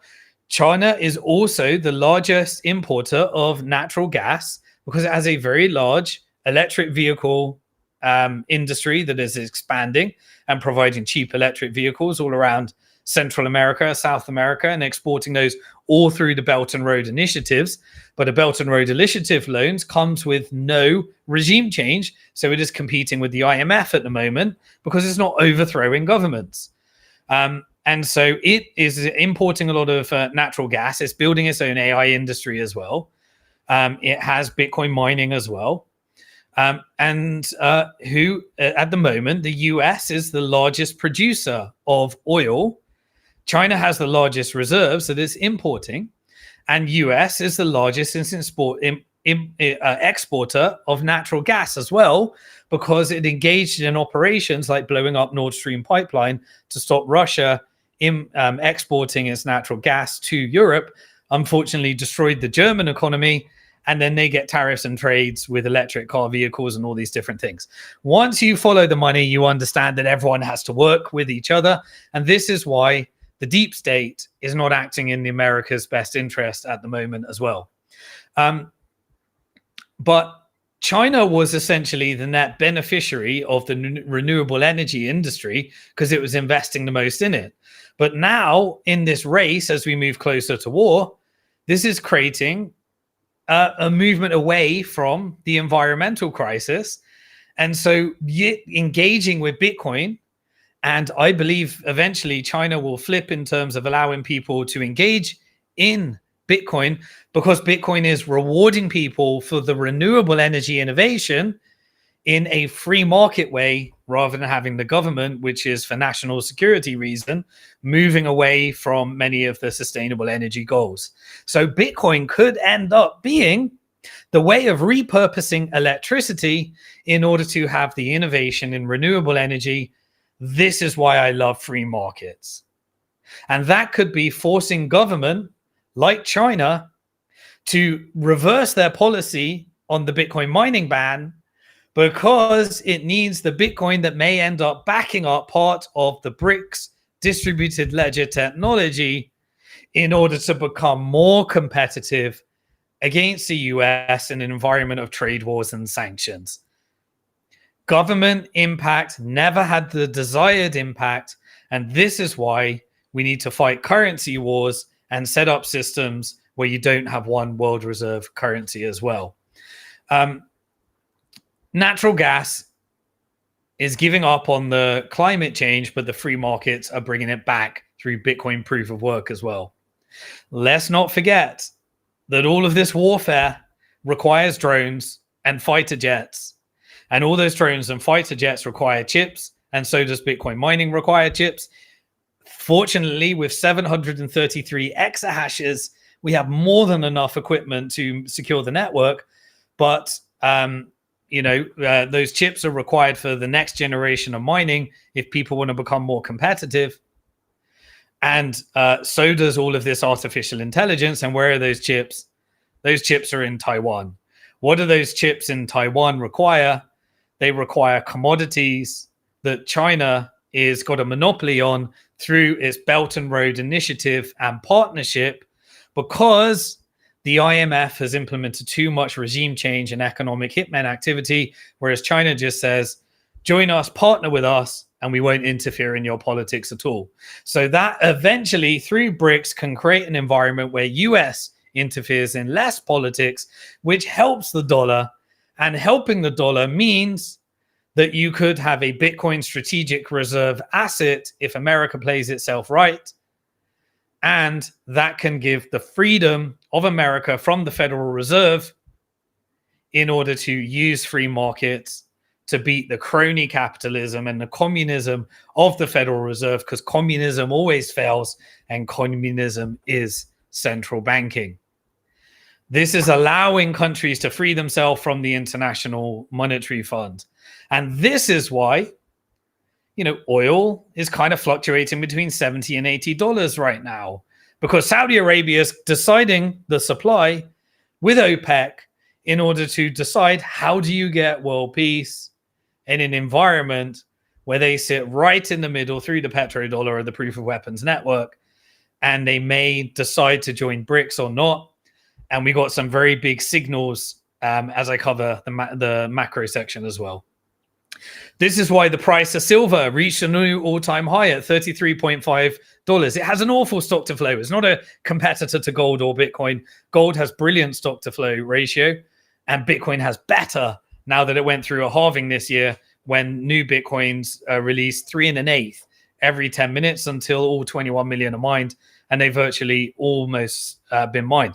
But gold reached new all-time highs for the first, silver reached new all-time highs for the first time in 12 years, because it is becoming an industrial metal, even though it's not scarce like gold. It is a different use case. I don't like it as much as gold, and currencies that have used silver in the past have not ended well. And that was, one of the reasons why the GPP proof of weapons network pre-World War I pivoted to a gold standard from a silver standard because silver has too much infinite supply, but it can be used as, in industrial production. As I said, we are moving more and more to a currency war with centralization fighting decentralization. So now let's look at what we got from BRICS in terms of the geopolitical side and end with the escalation towards war. And that's going to do it for everything on episode 61 of Bitcoin Hard Talk. So I'm going to take a quick water break again, a few seconds. Do me a favor if you like this, get this message out to more people. We need more Bitcoin in self-custody. Please do support me because YouTube doesn't rank me. They don't like the content, especially what I'm about to cover. And so therefore, please retweet, please do like 1, 2, 3. Okay, so let's jump into the final section right now. So what happened at BRICS on the geopolitical side?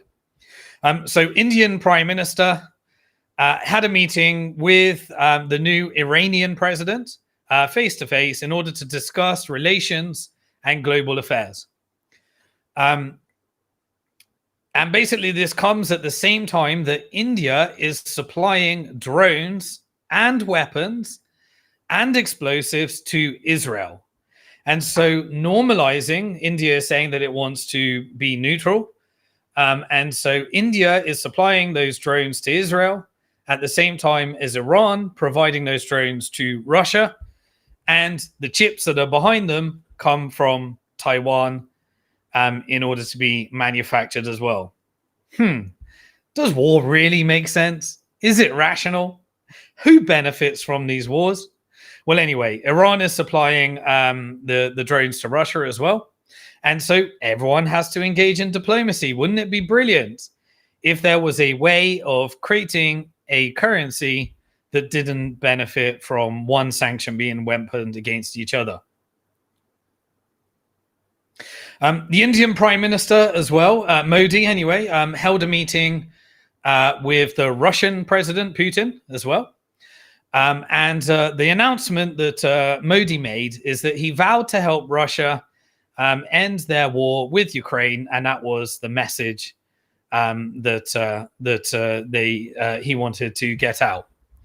And that is really a subconscious message that India wants to remain neutral.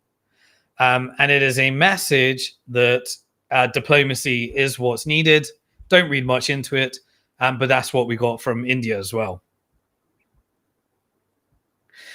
What was really important as well is it was a signal that there are many, many leaders that are willing to shake Putin's hand, come to Russia, and engage with BRICS to send a message to the US, stop weaponizing the dollar.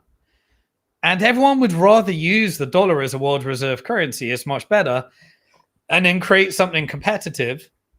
But it was a signal that sanctions don't work, so stop it. And so that was really the message of all the photo ops that you saw with all the leaders that are saying, please, we want to resist sanctions. It's not the way to do it. And it's going to cause so much economic turmoil because removing and unwinding the world reserve currency as the dollar is better done as an evolutionary process through competition and currency rather than a revolutionary process and war.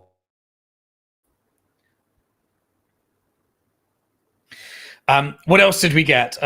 Basically, everybody, every entity, every country, they collectively at the meeting condemned Israel and called for a ceasefire. The genocide needs to end. More and more people are doing that. We had the president of the West Bank, the Prime Minister, Abbas. He was in attendance, and so there was a lot of sympathy and calls for ceasefire. For the first time in 5 years, India and China, they held a bilateral meeting, and they announced, and this was just after an announcement, where an agreement was made between the two countries to end their big dispute on the border, their border crisis between China and India. So that was a peace treaty. Apparently, that one is over. They decided to normalize. Then people can get back to trade between China and India as well. There was a big flex from the Saudi crown prince, MBS. Basically, he did not attend the BRICS Summit. He gave some warning, and that was a message saying, I'm with America.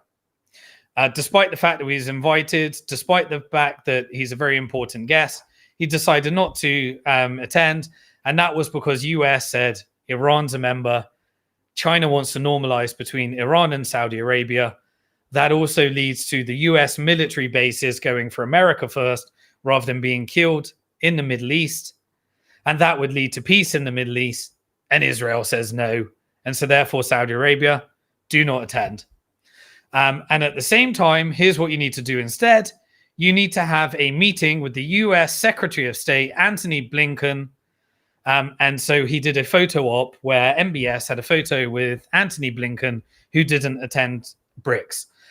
This is clear indication that Saudi Arabia wants to, flex and negotiate and really be involved in the political interference, because Saudi Arabia wouldn't negotiate with the Biden administration, sent a signal that he's willing to sit down with Blinken, who is a representative and about Zionist of Israel, to get back to normalizations between Saudi Arabia and Israel, which is what escalated and led to October the 7th in the first place, based upon a Trump policy. But MBS does want to negotiate with Trump, which brings me into what I'll be covering at the very end and the last part as well.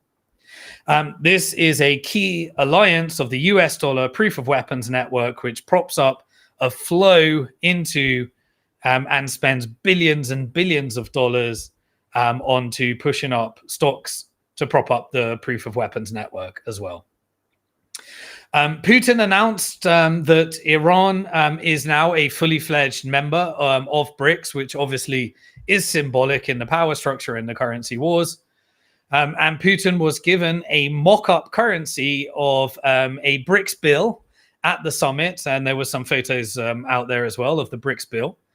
And BRICS officially announced the 13 new members in the alliance partnership in the countries. These are not full members. Just to give you the list, this is Algeria, Belarus, Cuba, Indonesia, Malaysia, Nigeria, Turkey, Uganda, Uzbekistan, and those are the new members that are going to be focusing on next. Putin also proposed, and remember that the first technology that they want to launch is a BRICS-backed grain exchange in order to guarantee food grain security, because obviously Ukraine is the most important member of providing grains for the world. And really, this is, I think, a signal and a flex towards peace talks and the disaster that NATO and Russia have put Ukraine in. NATO using it in order to try and remove the peaceful border that led to the end of the Cold War, and use that aggression that led to a Russian retaliation after the CIA did a coup in 2014, which reversed all of the Cold War agreements and brought us back into the Cold War that we are finding ourselves in today. The way they describe the grain exchange is a number of BRICS countries are among the world's largest producers of grain, vegetables, and oil seeds. And they want to have a role in ensuring that there is food security without the dependence upon the dollar as well. Putin also announced that there was an announcement prior to that, that the Brazil prime minister canceled the trip. Putin was going to cancel his trip to Brazil to go to the G20 summit next month. There was rumors that this is because he was fear that the ICC court would be enforced because Netanyahu's meant to be arrested and Putin's meant to be arrested. And Putin came out and said, no, you can get around that by agreeing between Brazil and Russia that won't happen because the G20 meeting is happening within Brazil. But Putin didn't give the reason. He confirmed that he's not attending that as well. The Brazil president as well, Lula da Silva, he canceled his trips to the BRICS summit. Whether that is a signal But Putin expresses his openness. There was another big announcement as well at the BRICS Summit, and that was that Putin expressed his openness to speak with Donald Trump in order to end the war in Ukraine and engage in diplomacy, because the Biden administration just wouldn't engage in diplomacy. And Boris Johnson was sent over there to remove all the peace agreement in order to sell more weapons for BlackRock and the proof of weapons network for the military-industrial complex as well. Turkish President Erdogan, who's a member of NATO and also wants to be a member of BRICS, says that Iran and Turkey, this was the announcement, will exist in the region forever. There will be no regime change within Iran. And Turkey put that flex there, saying that his airspace will not be used in order to make retaliations. But remember, Turkey is also responsible for ensuring that Israel gets its oil supplies, which it depends upon. And this is why the Greater Israel Project is all about gaining control of Lebanon to have more LNG gas routes, gaining control of regime change in Iran so it has a supply of oil, and ensuring that there's only one illegal nuclear power within Israel, which is Israel, and saying that Iran is the one that is an illegal nuke, even though it doesn't have an illegal nuke yet, but it may be driving Iran to forcing an illegal nuke, because the world sees that when you have a nuke like North Korea, you don't get regime change and invasion of your country. It was announced that Russia and Iran will sign. He's getting towards the end. I'll get my last bit of energy. I get my energy from you. Make sure you retweet. Make sure you post. But Russia and Iran will sign a comprehensive strategic partnership agreement following the BRICS Summit to tie their economies together, because Russia needs to protect its resources in Syria, which is strategically important. Syria at the moment is having a refugee crisis from all the original Palestinians and Syrians that migrated to Lebanon, and now they're having to have 400,000 people go back to Syria, which is already occupied by CIA and Mossad operations like ISIS, which is what Hezbollah was fighting against ISIS when originally, the Trump administration started blowing up ISIS, pretending that it's just ISIS because they're still there, but taking over resources and pretending that it wasn't a formal war. Anyway, we also saw Chinese President Xi Jinping. He has ordered his military to prepare for war. And so there's more preparations and flexing for that. So in the final section of the geopolitical side, I covered more about Trump's role in delivering regime change to Israel by regime changing Iran. I want to cover a little bit deeper into that because we've only got a few days left before you're going to be voting for either Trump or Harris. And I don't get to vote, but I do get to share my thoughts around it. And this will be the last part of the geopolitical section. And we'll make sure it's always educational as usual, so you can make better decisions. If you didn't watch last week, a blog was up there. You can go to my blog, look for would I vote for Trump or Harris? And I went through all of the policies of Trump from a Bitcoin perspective and Harris from a Bitcoin and crypto perspective, from a macro perspective, and from a geopolitical perspective. And I'll review a little bit of that right now. So let's go through the last bit of energy, last bit of section. And so let me just give a little bit of recap so you can see what happened this week. It was outrageous and wild what happened this week. And you may have even missed it. Even the US leaked through WikiLeaks Israel's plan of what it's going to be doing with Iran and is Iran retaliation. That is how much the tensions are happening between the Fed, the CIA, Mossad, and Israel, versus the Biden administration versus promises from the Trump administration. Let's dive right in. This is going to be the final bit. So, since 1948, the Nakba, which led to the original refugee crisis after the British Empire gave Palestine and parts of Palestine to Walt Rothschild in exchange for bringing America into World War I. This is the very first time that Israel has ever been under daily bombing. Israel's not reporting any of it, and the media is literally being assassinated to not report it. The population is declining within Israel. The economy is going to shit. There is no tourism, and there is daily bombing within military targets of Israel, Mossad operations, this is leading to daily needing to go and hide out in bomb shelters as well.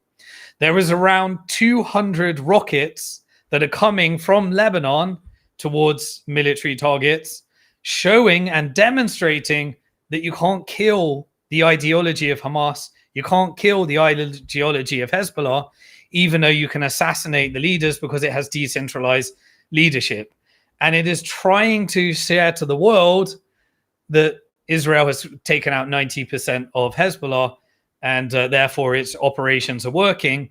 And then it is taking out the media so you don't understand what's happening with the civilian casualties and the atrocities and war crimes that are happening within both Lebanon, the West Bank, and Gaza at the moment, as it expands towards regime change in Iran, as well as Iraq, Syria, and Yemen as well. It has now become normal to see missiles falling daily. And we're led to believe that Israel is the safe place for Jewish people to go when they force you to join the IDF and engage in psychologically destroying things and ethnic cleansing and genocide that never makes you the same. And you're enforcing the US to bring their troops and UK to get involved in these operations so that we can psychologically destroy our troops when they have decades and decades of forever wars and come back to America and UK homeless, with inflation, with no support from the government, because all of our money is going to the military industrial complex instead of being spent in our domestic economies supporting these psychologically destroyed vets, because this is not a natural place of being. That's what Israel's doing. And when I say Israel, I mean the Israeli government and anyone that supports the Israeli government in their genocidal goals. And if you have not figured out that this is a genocide, just look at North Gaza right now. North Gaza is an absolute holocaust. It's a disgrace. They have cut off all humanitarian aid. They have blown up all hospitals. They have 400,000 people that are being killed as they exile away, and they're being killed if they stay in their homes. It is an absolute massacre, people being burnt alive. It is an outright Holocaust that is happening in North Gaza right now. There is no words for it. Every day I wake up and I see things that I never imagined I would ever see. And that is a complete cover-up operation. If you're not seeing those same things in the traditional media, and you need to be following the right people and making sure that Telegram stays alive so that these videos can get out, and ensuring that Bitcoin funds WikiLeaks so that all of the footage can be leaked, so that we can just point blank see why our media is doing such a bad job and is leading to the death and destruction and war crimes beyond war crimes. Haifa is being bombed as well in retaliation. Tel Aviv is regularly being hit. They won't tell you that. And Hezbollah is firing these precision drones directly that are getting past the Iron Dome. This means that US has to support more. UK is directly involved. They're not telling you. US is directly involved. And this week, we even had a hit on Netanyahu's house. One of his houses within Israel as well. Many IDF soldiers, they are dying. They are coming back in body bags. and more Israelis are losing their family as a result of going over to Israel when they were probably safe before they joined the IDF in their country as well. More and more of them are trying to do a ground invasion in Lebanon, but Hezbollah dominates on the ground, and Israel can only get them from the sky and from their intelligence and drones. But when it comes to going in the ground in order to get the tunnel network, they're being destroyed, and tanks are being destroyed as well.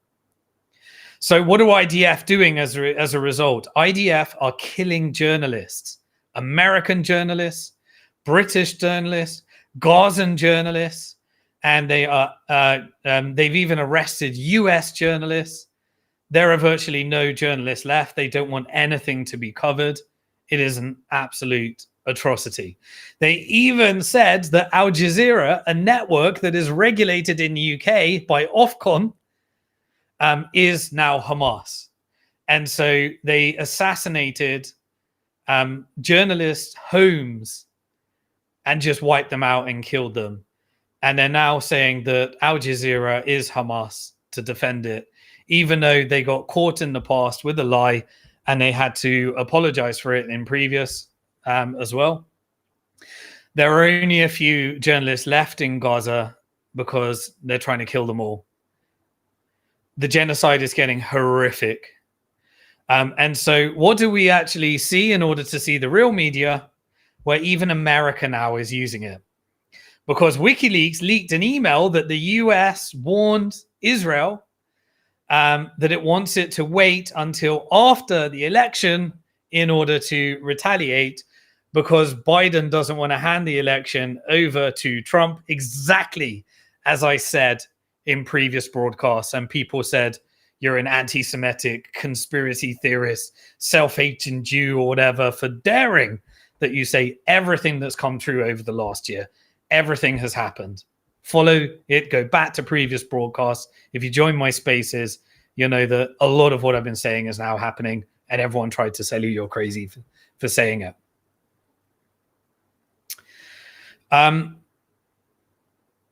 This is about supporting Biden from one faction, and yet the CIA wants war on another faction, and that requires support for Trump, as I covered last week, in order to deliver war with Iran in a more guaranteed way via the check mark. So we're still waiting for the retaliation because it hasn't happened as a result of 2 weeks of negotiation between Biden and Netanyahu that led to leaks and WikiLeaks in order to reveal the plan that Israel had for its retaliation. And so there are three different ways that this can go. We either have a strike on nuclear, which is what would withdraw America into the war. You can strike the oil fields, which would destroy the economy and create more inflation across the world. Or you can strike military targets and just assassinate more people and leaders, which would be the toned down version. And all of this is to get America into war with Iran. So Israel is picking, what do we do in order to get the most likely war with Iran? Well, that's what, as you covered last week, Trump has been bowing down to the Israeli lobby, and he did everything to support Israel last time, which led to this scenario. So let's just remind us a few things. Now, firstly, I just want to remind you that regime change within Iran is a disaster. It's an absolute disaster. Iran is 100 million people. It's a highly advanced army. This is not the Houthis. This is not Iraq. This is not Syria. And those were all disasters. This is not Afghanistan. This is Iran, highly advanced military force. It's just not Iraq.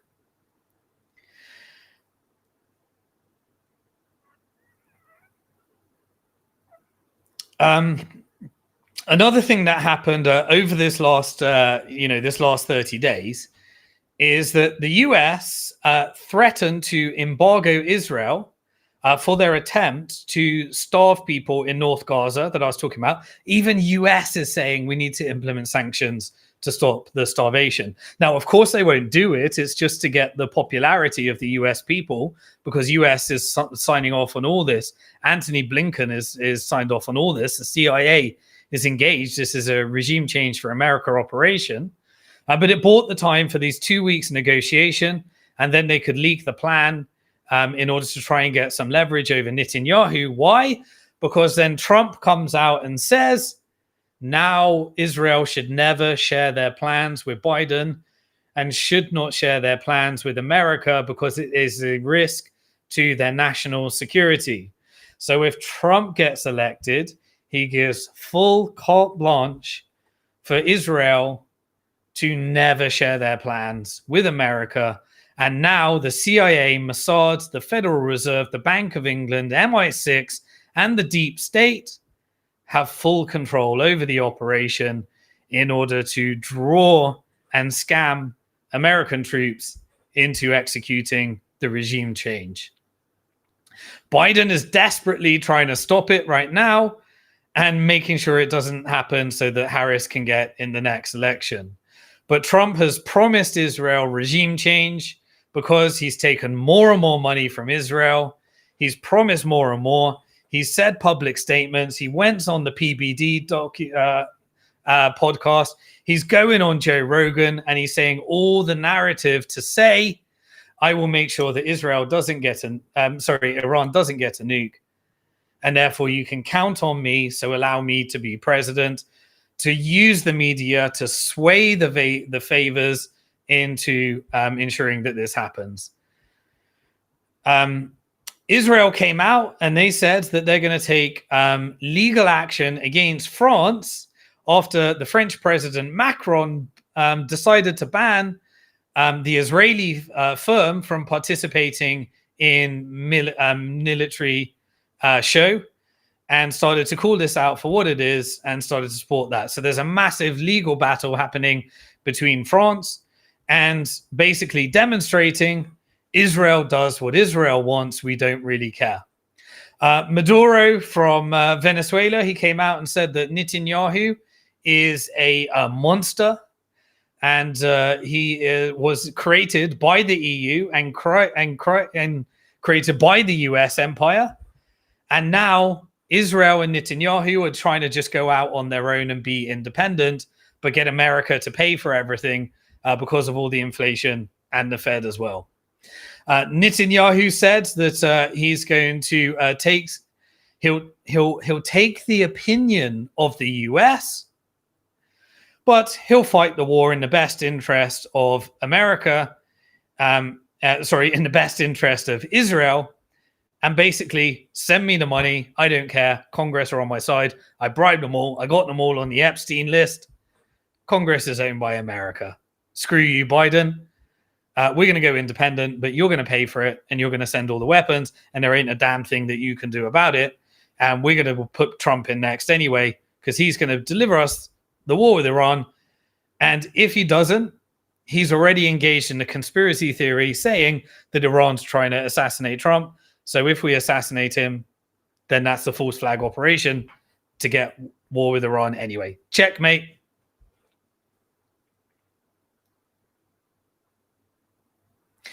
The US came out and basically said that they cannot give any military aid to their because of what Israel is doing in North Gaza with the genocide and blocking all of the humanitarian aid in order to starve as many people as possible.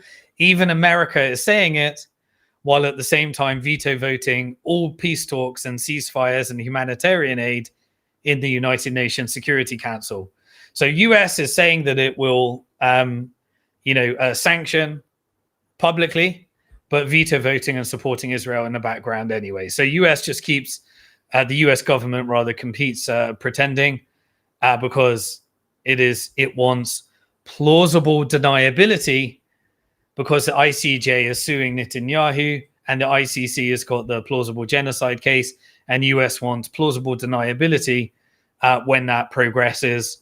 Unfortunately, when it is too late. Aid has reached the record low ever since October the 7th. and the starvation and famine is in full swing to get rid of as many civilians as ready. Have you noticed that we're not even counting numbers anymore? Because the entire infrastructure has been blown up. This is full genocide. And so how did we actually get here so that we can decide what happens? As you said, I covered last week, I believe Trump is the next president of the United States, and you as Americans need to hold him accountable. I'm actually going to be doing a space after this later with Maze, if anyone follows me on X, where I'm going to be covering what I think Americans can do once Trump gets in order to save America from the Fed and Israel. You're welcome to join me and ask me questions and engage with any of that stuff. But in order to please help people understand, because people think that Trump has nothing to do with implementing regime change in Iran, let's recap some of the things that Trump did for Israel. Basically, Trump is giving a comment that he thinks that he may not do regime change in Iran, but they can't have a nuclear weapon. That's laying the game for justifying by saying Iran has a nuclear weapon. Trump received basically hundreds of millions from Bill Ackman, Adelson, and that's his backers at the moment. He put J.D. Vance in as VP. J.D. Vance received 50 million from Peter Thiel. Peter Thiel is a staunch Zionist. Bill Ackman is a staunch Zionist. Adelson is a staunch Zionist that have allegiance to Israel. Peter Thiel has a company called Palatine. Palatine is basically full-blown CIA and Mossad intelligence technology. It's these are the same people that executed, remember I talked about it earlier, the crash of Silicon Valley Bank. The takedown that was basically done for the Federal Reserve. They are saying right now, what messages are they saying? They're saying that Iran has hacked the RNC, the Republican National Conference. They're saying that Iran has tried to assassinate Trump. Remember that Trump set the stage for all of this, which I believe is why that they're actually choosing. Because in his first term, what did he actually do? He ended the Iran nuclear deal, which is what was leading to peace, which is, the Iran deal is that, Iran would open itself up for inspection, and then they could do trade, and then they could reduce the amount of sanctions. But Israel said, no, you can't do that. And so Trump delivered that for Israel. This basically accelerates, I believe. Oh, my TV's going off. Let me press that button. Okay. This is essentially what accelerated the ability for Iran to be able to have a nuke. They probably want to do it faster as a result of this. He put together the Abraham Accords. That was an agreement to sidestep Iran and remove the Palestinian cause and slowly have them enter into Egypt, which allows Israel to expand the war to Egypt because the resistance would happen there. And that allows for the Greater Israel Project. He assassinated Qasem Soleimani, basically who put together the Axis of Resistance Alliance, which led to the escalation. He acknowledged Israel's sovereignty over East Jerusalem, which was meant to be a neutral zone, pending a two-state solution. So that was the end of a two-state solution. He basically led he was in charge when there was basically Israel did the Al-Aqsa Mosque before October the 7th, which is what led to the conflicts. He reclassified illegal settlements, which is causing all of the illegal settlements within the West Bank, of saying that they may not be legal, even though every single president said that they're completely illegal. He recognizes he recognized Israel's sovereignty over Golan Heights, which is the disputed territory with Syria, and that is what has allowed Israel to attack Lebanon. He also pretended he was killing ISIS. I covered that one earlier. Obviously, that is a Mossad operation, and that allowed to pushing forward the occupation and continuing the base there that is funding all of the groups out there that WikiLeaks revealed, and even in the email with Hillary Clinton that said we own Al Qaeda. He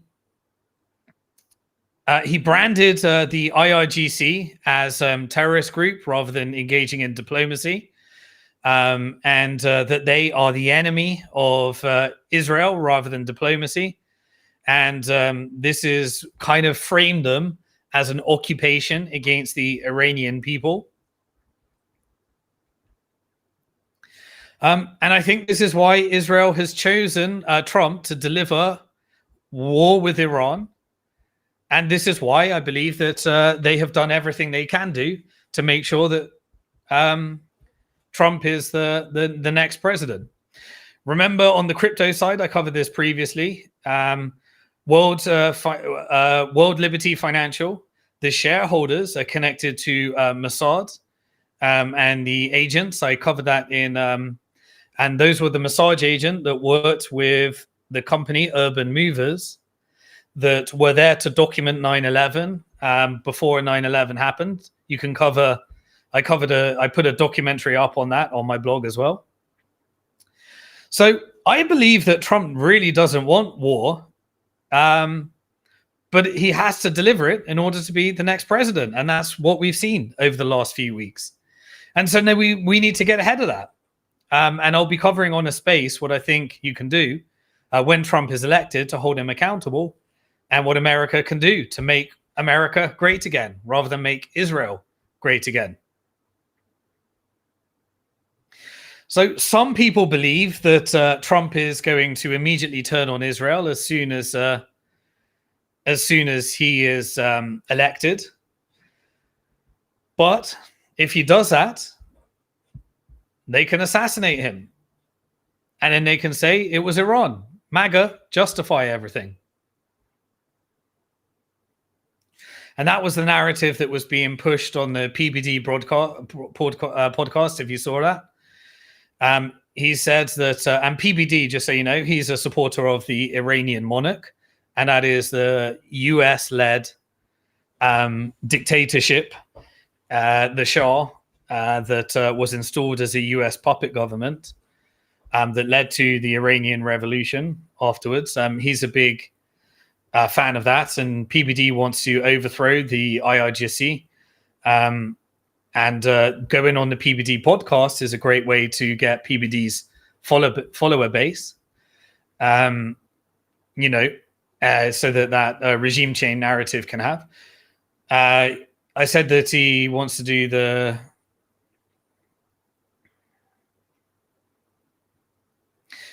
So when he said, I just want to say, so when he went on the podcast and he said, I want Iran to do well, but they can't have nuclear weapons. Kind of like saying, I want Russia to do well, but I want NATO to expand in Ukraine. That didn't end too well. It's like saying, I want China to do well, but Taiwan must be independent and we must have nuclear bases all around China. That didn't do too well for diplomacy. It's a bit like saying we want North Korea to do well, but they can't have a nuclear program and we need to militarize South Korea. That's not ending too well as well. It's the type of signal that leads to escalation and lays the path for very aggressive bombing program within Iran as well. And so we shall see that. I'm not sure if it's going to happen before the election, in the intermediary phase before January, or what we're going to see there. But there is a problem in the plan. Israel plan is not in America's best interest by any way stretch of the imagination. Iraq was a disaster and there were no weapons of mass destruction. Iran is the identical narrative, but it will be a lot worse. Russia needs Iran, as we saw on the BRICS Summit. North Korea is supporting Russia, and China needs Iran, and that's the rules of the game. And that's why the BRICS Summit is saying all of these things. We've got no choice but diplomacy. We got no choice but engaging in competing currencies. And if you don't believe me, by the way, Mossad is like the world leaders in assassinating people. I think the studies that came out said that there's been about 3,000 assassinations since 1948. I think based upon the track record of what we know, that's more assassinations than Russia, US, China. The motto of Mossad is by way of deception. And so that tells you everything we need to know. And that's why I think they're capable of executing this. And we've already seen multiple false flag operations, King David Hotel to try and bring Egypt. That's why they blew up USS Liberty, kill Americans in order to blame it on Egypt so that US would fight the war for Israel against the Egyptians. And that's why I believe the significant evidence of how Mossad knew about 9/11 and that was in fact a CIA operation, a Mossad operation, an Al-Qaeda operation, and a Saudi Arabia operation. And that's why I believe, and I've covered it in previous broadcasts, that they allowed October the 7th to happen. And everything we've seen from this is all the escalations. It was a long plan. And this is why I believe that the executors of this plan is the deep state. And this is why we're being driven into World War III. And this is exactly what we saw previously with UK pre-World War I. And the only thing that needs to happen in order to reverse the whole thing is we need to not allow the genocide to happen. We need self-determination for the Palestinians. The Abraham Alliance needs to include Iran. We need to get back to diplomacy, and we need to have that type of normalization so that Saudi Arabia, Egypt, Iran, and everyone can normalize, which is what China was wanting to do. And the US said, no, China can't do that. And so they ended up sidestepping Iran, allowing the genocide to happen. And in the future, if we allow that to happen, we don't allow the genocide to happen, then maybe everyone can join BRICS. Maybe this distributed ledger can work. Maybe we can have a more decentralized and no world reserve currency. Maybe the best world reserve currency will engage in the least amount of peace, the most amount of Bitcoin backing. Maybe that's the future we could all choose after this in these currency wars that we'll be going through. But unfortunately, I believe that Israel wants to use the USA in order to become the center of artificial intelligence, cybersecurity warfare, and it's trying to get independence from USA and going on its own path right now, because at the end of this, the same people that used the Bank of England to bankrupt the UK and get them into World War I, the same family that gave Palestine over to Rothschild, the Rothschild family in 1917, the same family that funded the Bolshevik Revolution to take all of Russia's gold and replace it with the Soviet Union and fund communism to bankrupt Russia.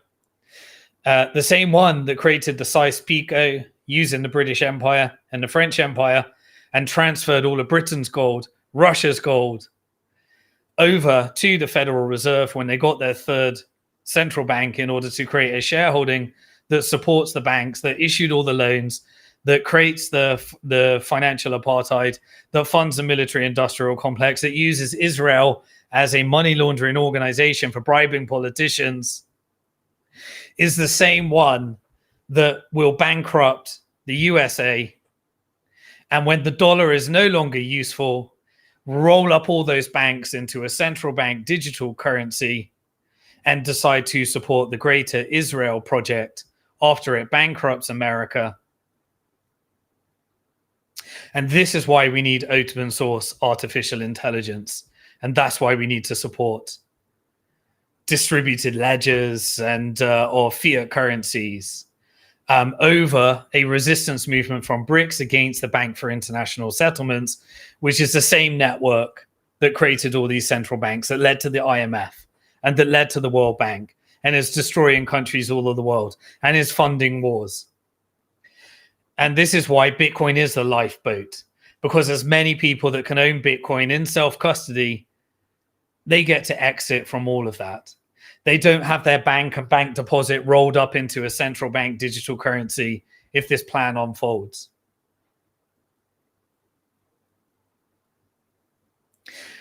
I genuinely believe that if Israel gets its way and America exercises this, then I believe that one part of the plan of central bank digital currencies ties into Israel winning this war and having occupation as a service, already demonstrating that they can blow up people's devices. Israel already has all the technology that is leading to the back end of artificial intelligence in all of this war. Genocide as a service, occupation as a service. It's all being done through Palantir, which is Peter Thiel. Peter Thiel is the funder of J.D. Vance. These are the people that are telling us we're crazy when we discuss these things. This is data warfare. And I genuinely believe that even if it doesn't happen, because they'll call us crazy if it doesn't happen, but we need to share this journey together in preparing for a world dominated by Bitcoin, artificial intelligence, and central bank digital currencies. We need it to be open source. We need it to be distributed. We need it to be more decentralized. Because always remember, we're alive at one of the most interesting, exciting times in financial history. If you have self-determination, if you have the ability to own your own money, if you have the ability to spend your own money, if you can protect yourself from inflation, then hopefully your wealth allows us to be able to call back. If we can continue to fund the real media WikiLeaks, if we can continue to fund resistance against the central banks by draining the central banks as stablecoins take on fractional reserve banking through full reserve banking. Some are going to get wrecked. Others are going to do really well. I would like it to be done evolutionary through peace, love, and unity. But I believe that this war, this NATO, this deep state, this Bank of England, this Federal Reserve, this Mossad, this MI5, this CIA is taking us into that plan of a central bank digital currency and independence from America, and making sure that America is bankrupted because they took away its constitution.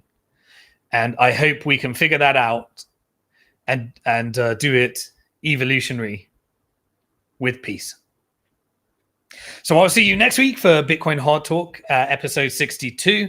That's everything that happened this week in Bitcoin macro and geopolitics. And if you want to join me, I'm going to be doing a space earlier. Follow me on X. Make sure you are a member of the Bitcoin Hard Talk membership portal. Get a free login. I'll update you on everything that I'll be doing. Make sure you get the video series next year with more specifics on exactly what you can do to protect yourself. And I'll keep covering and send you the weekly newsletter every week. And I shall see you this time next week. Peace.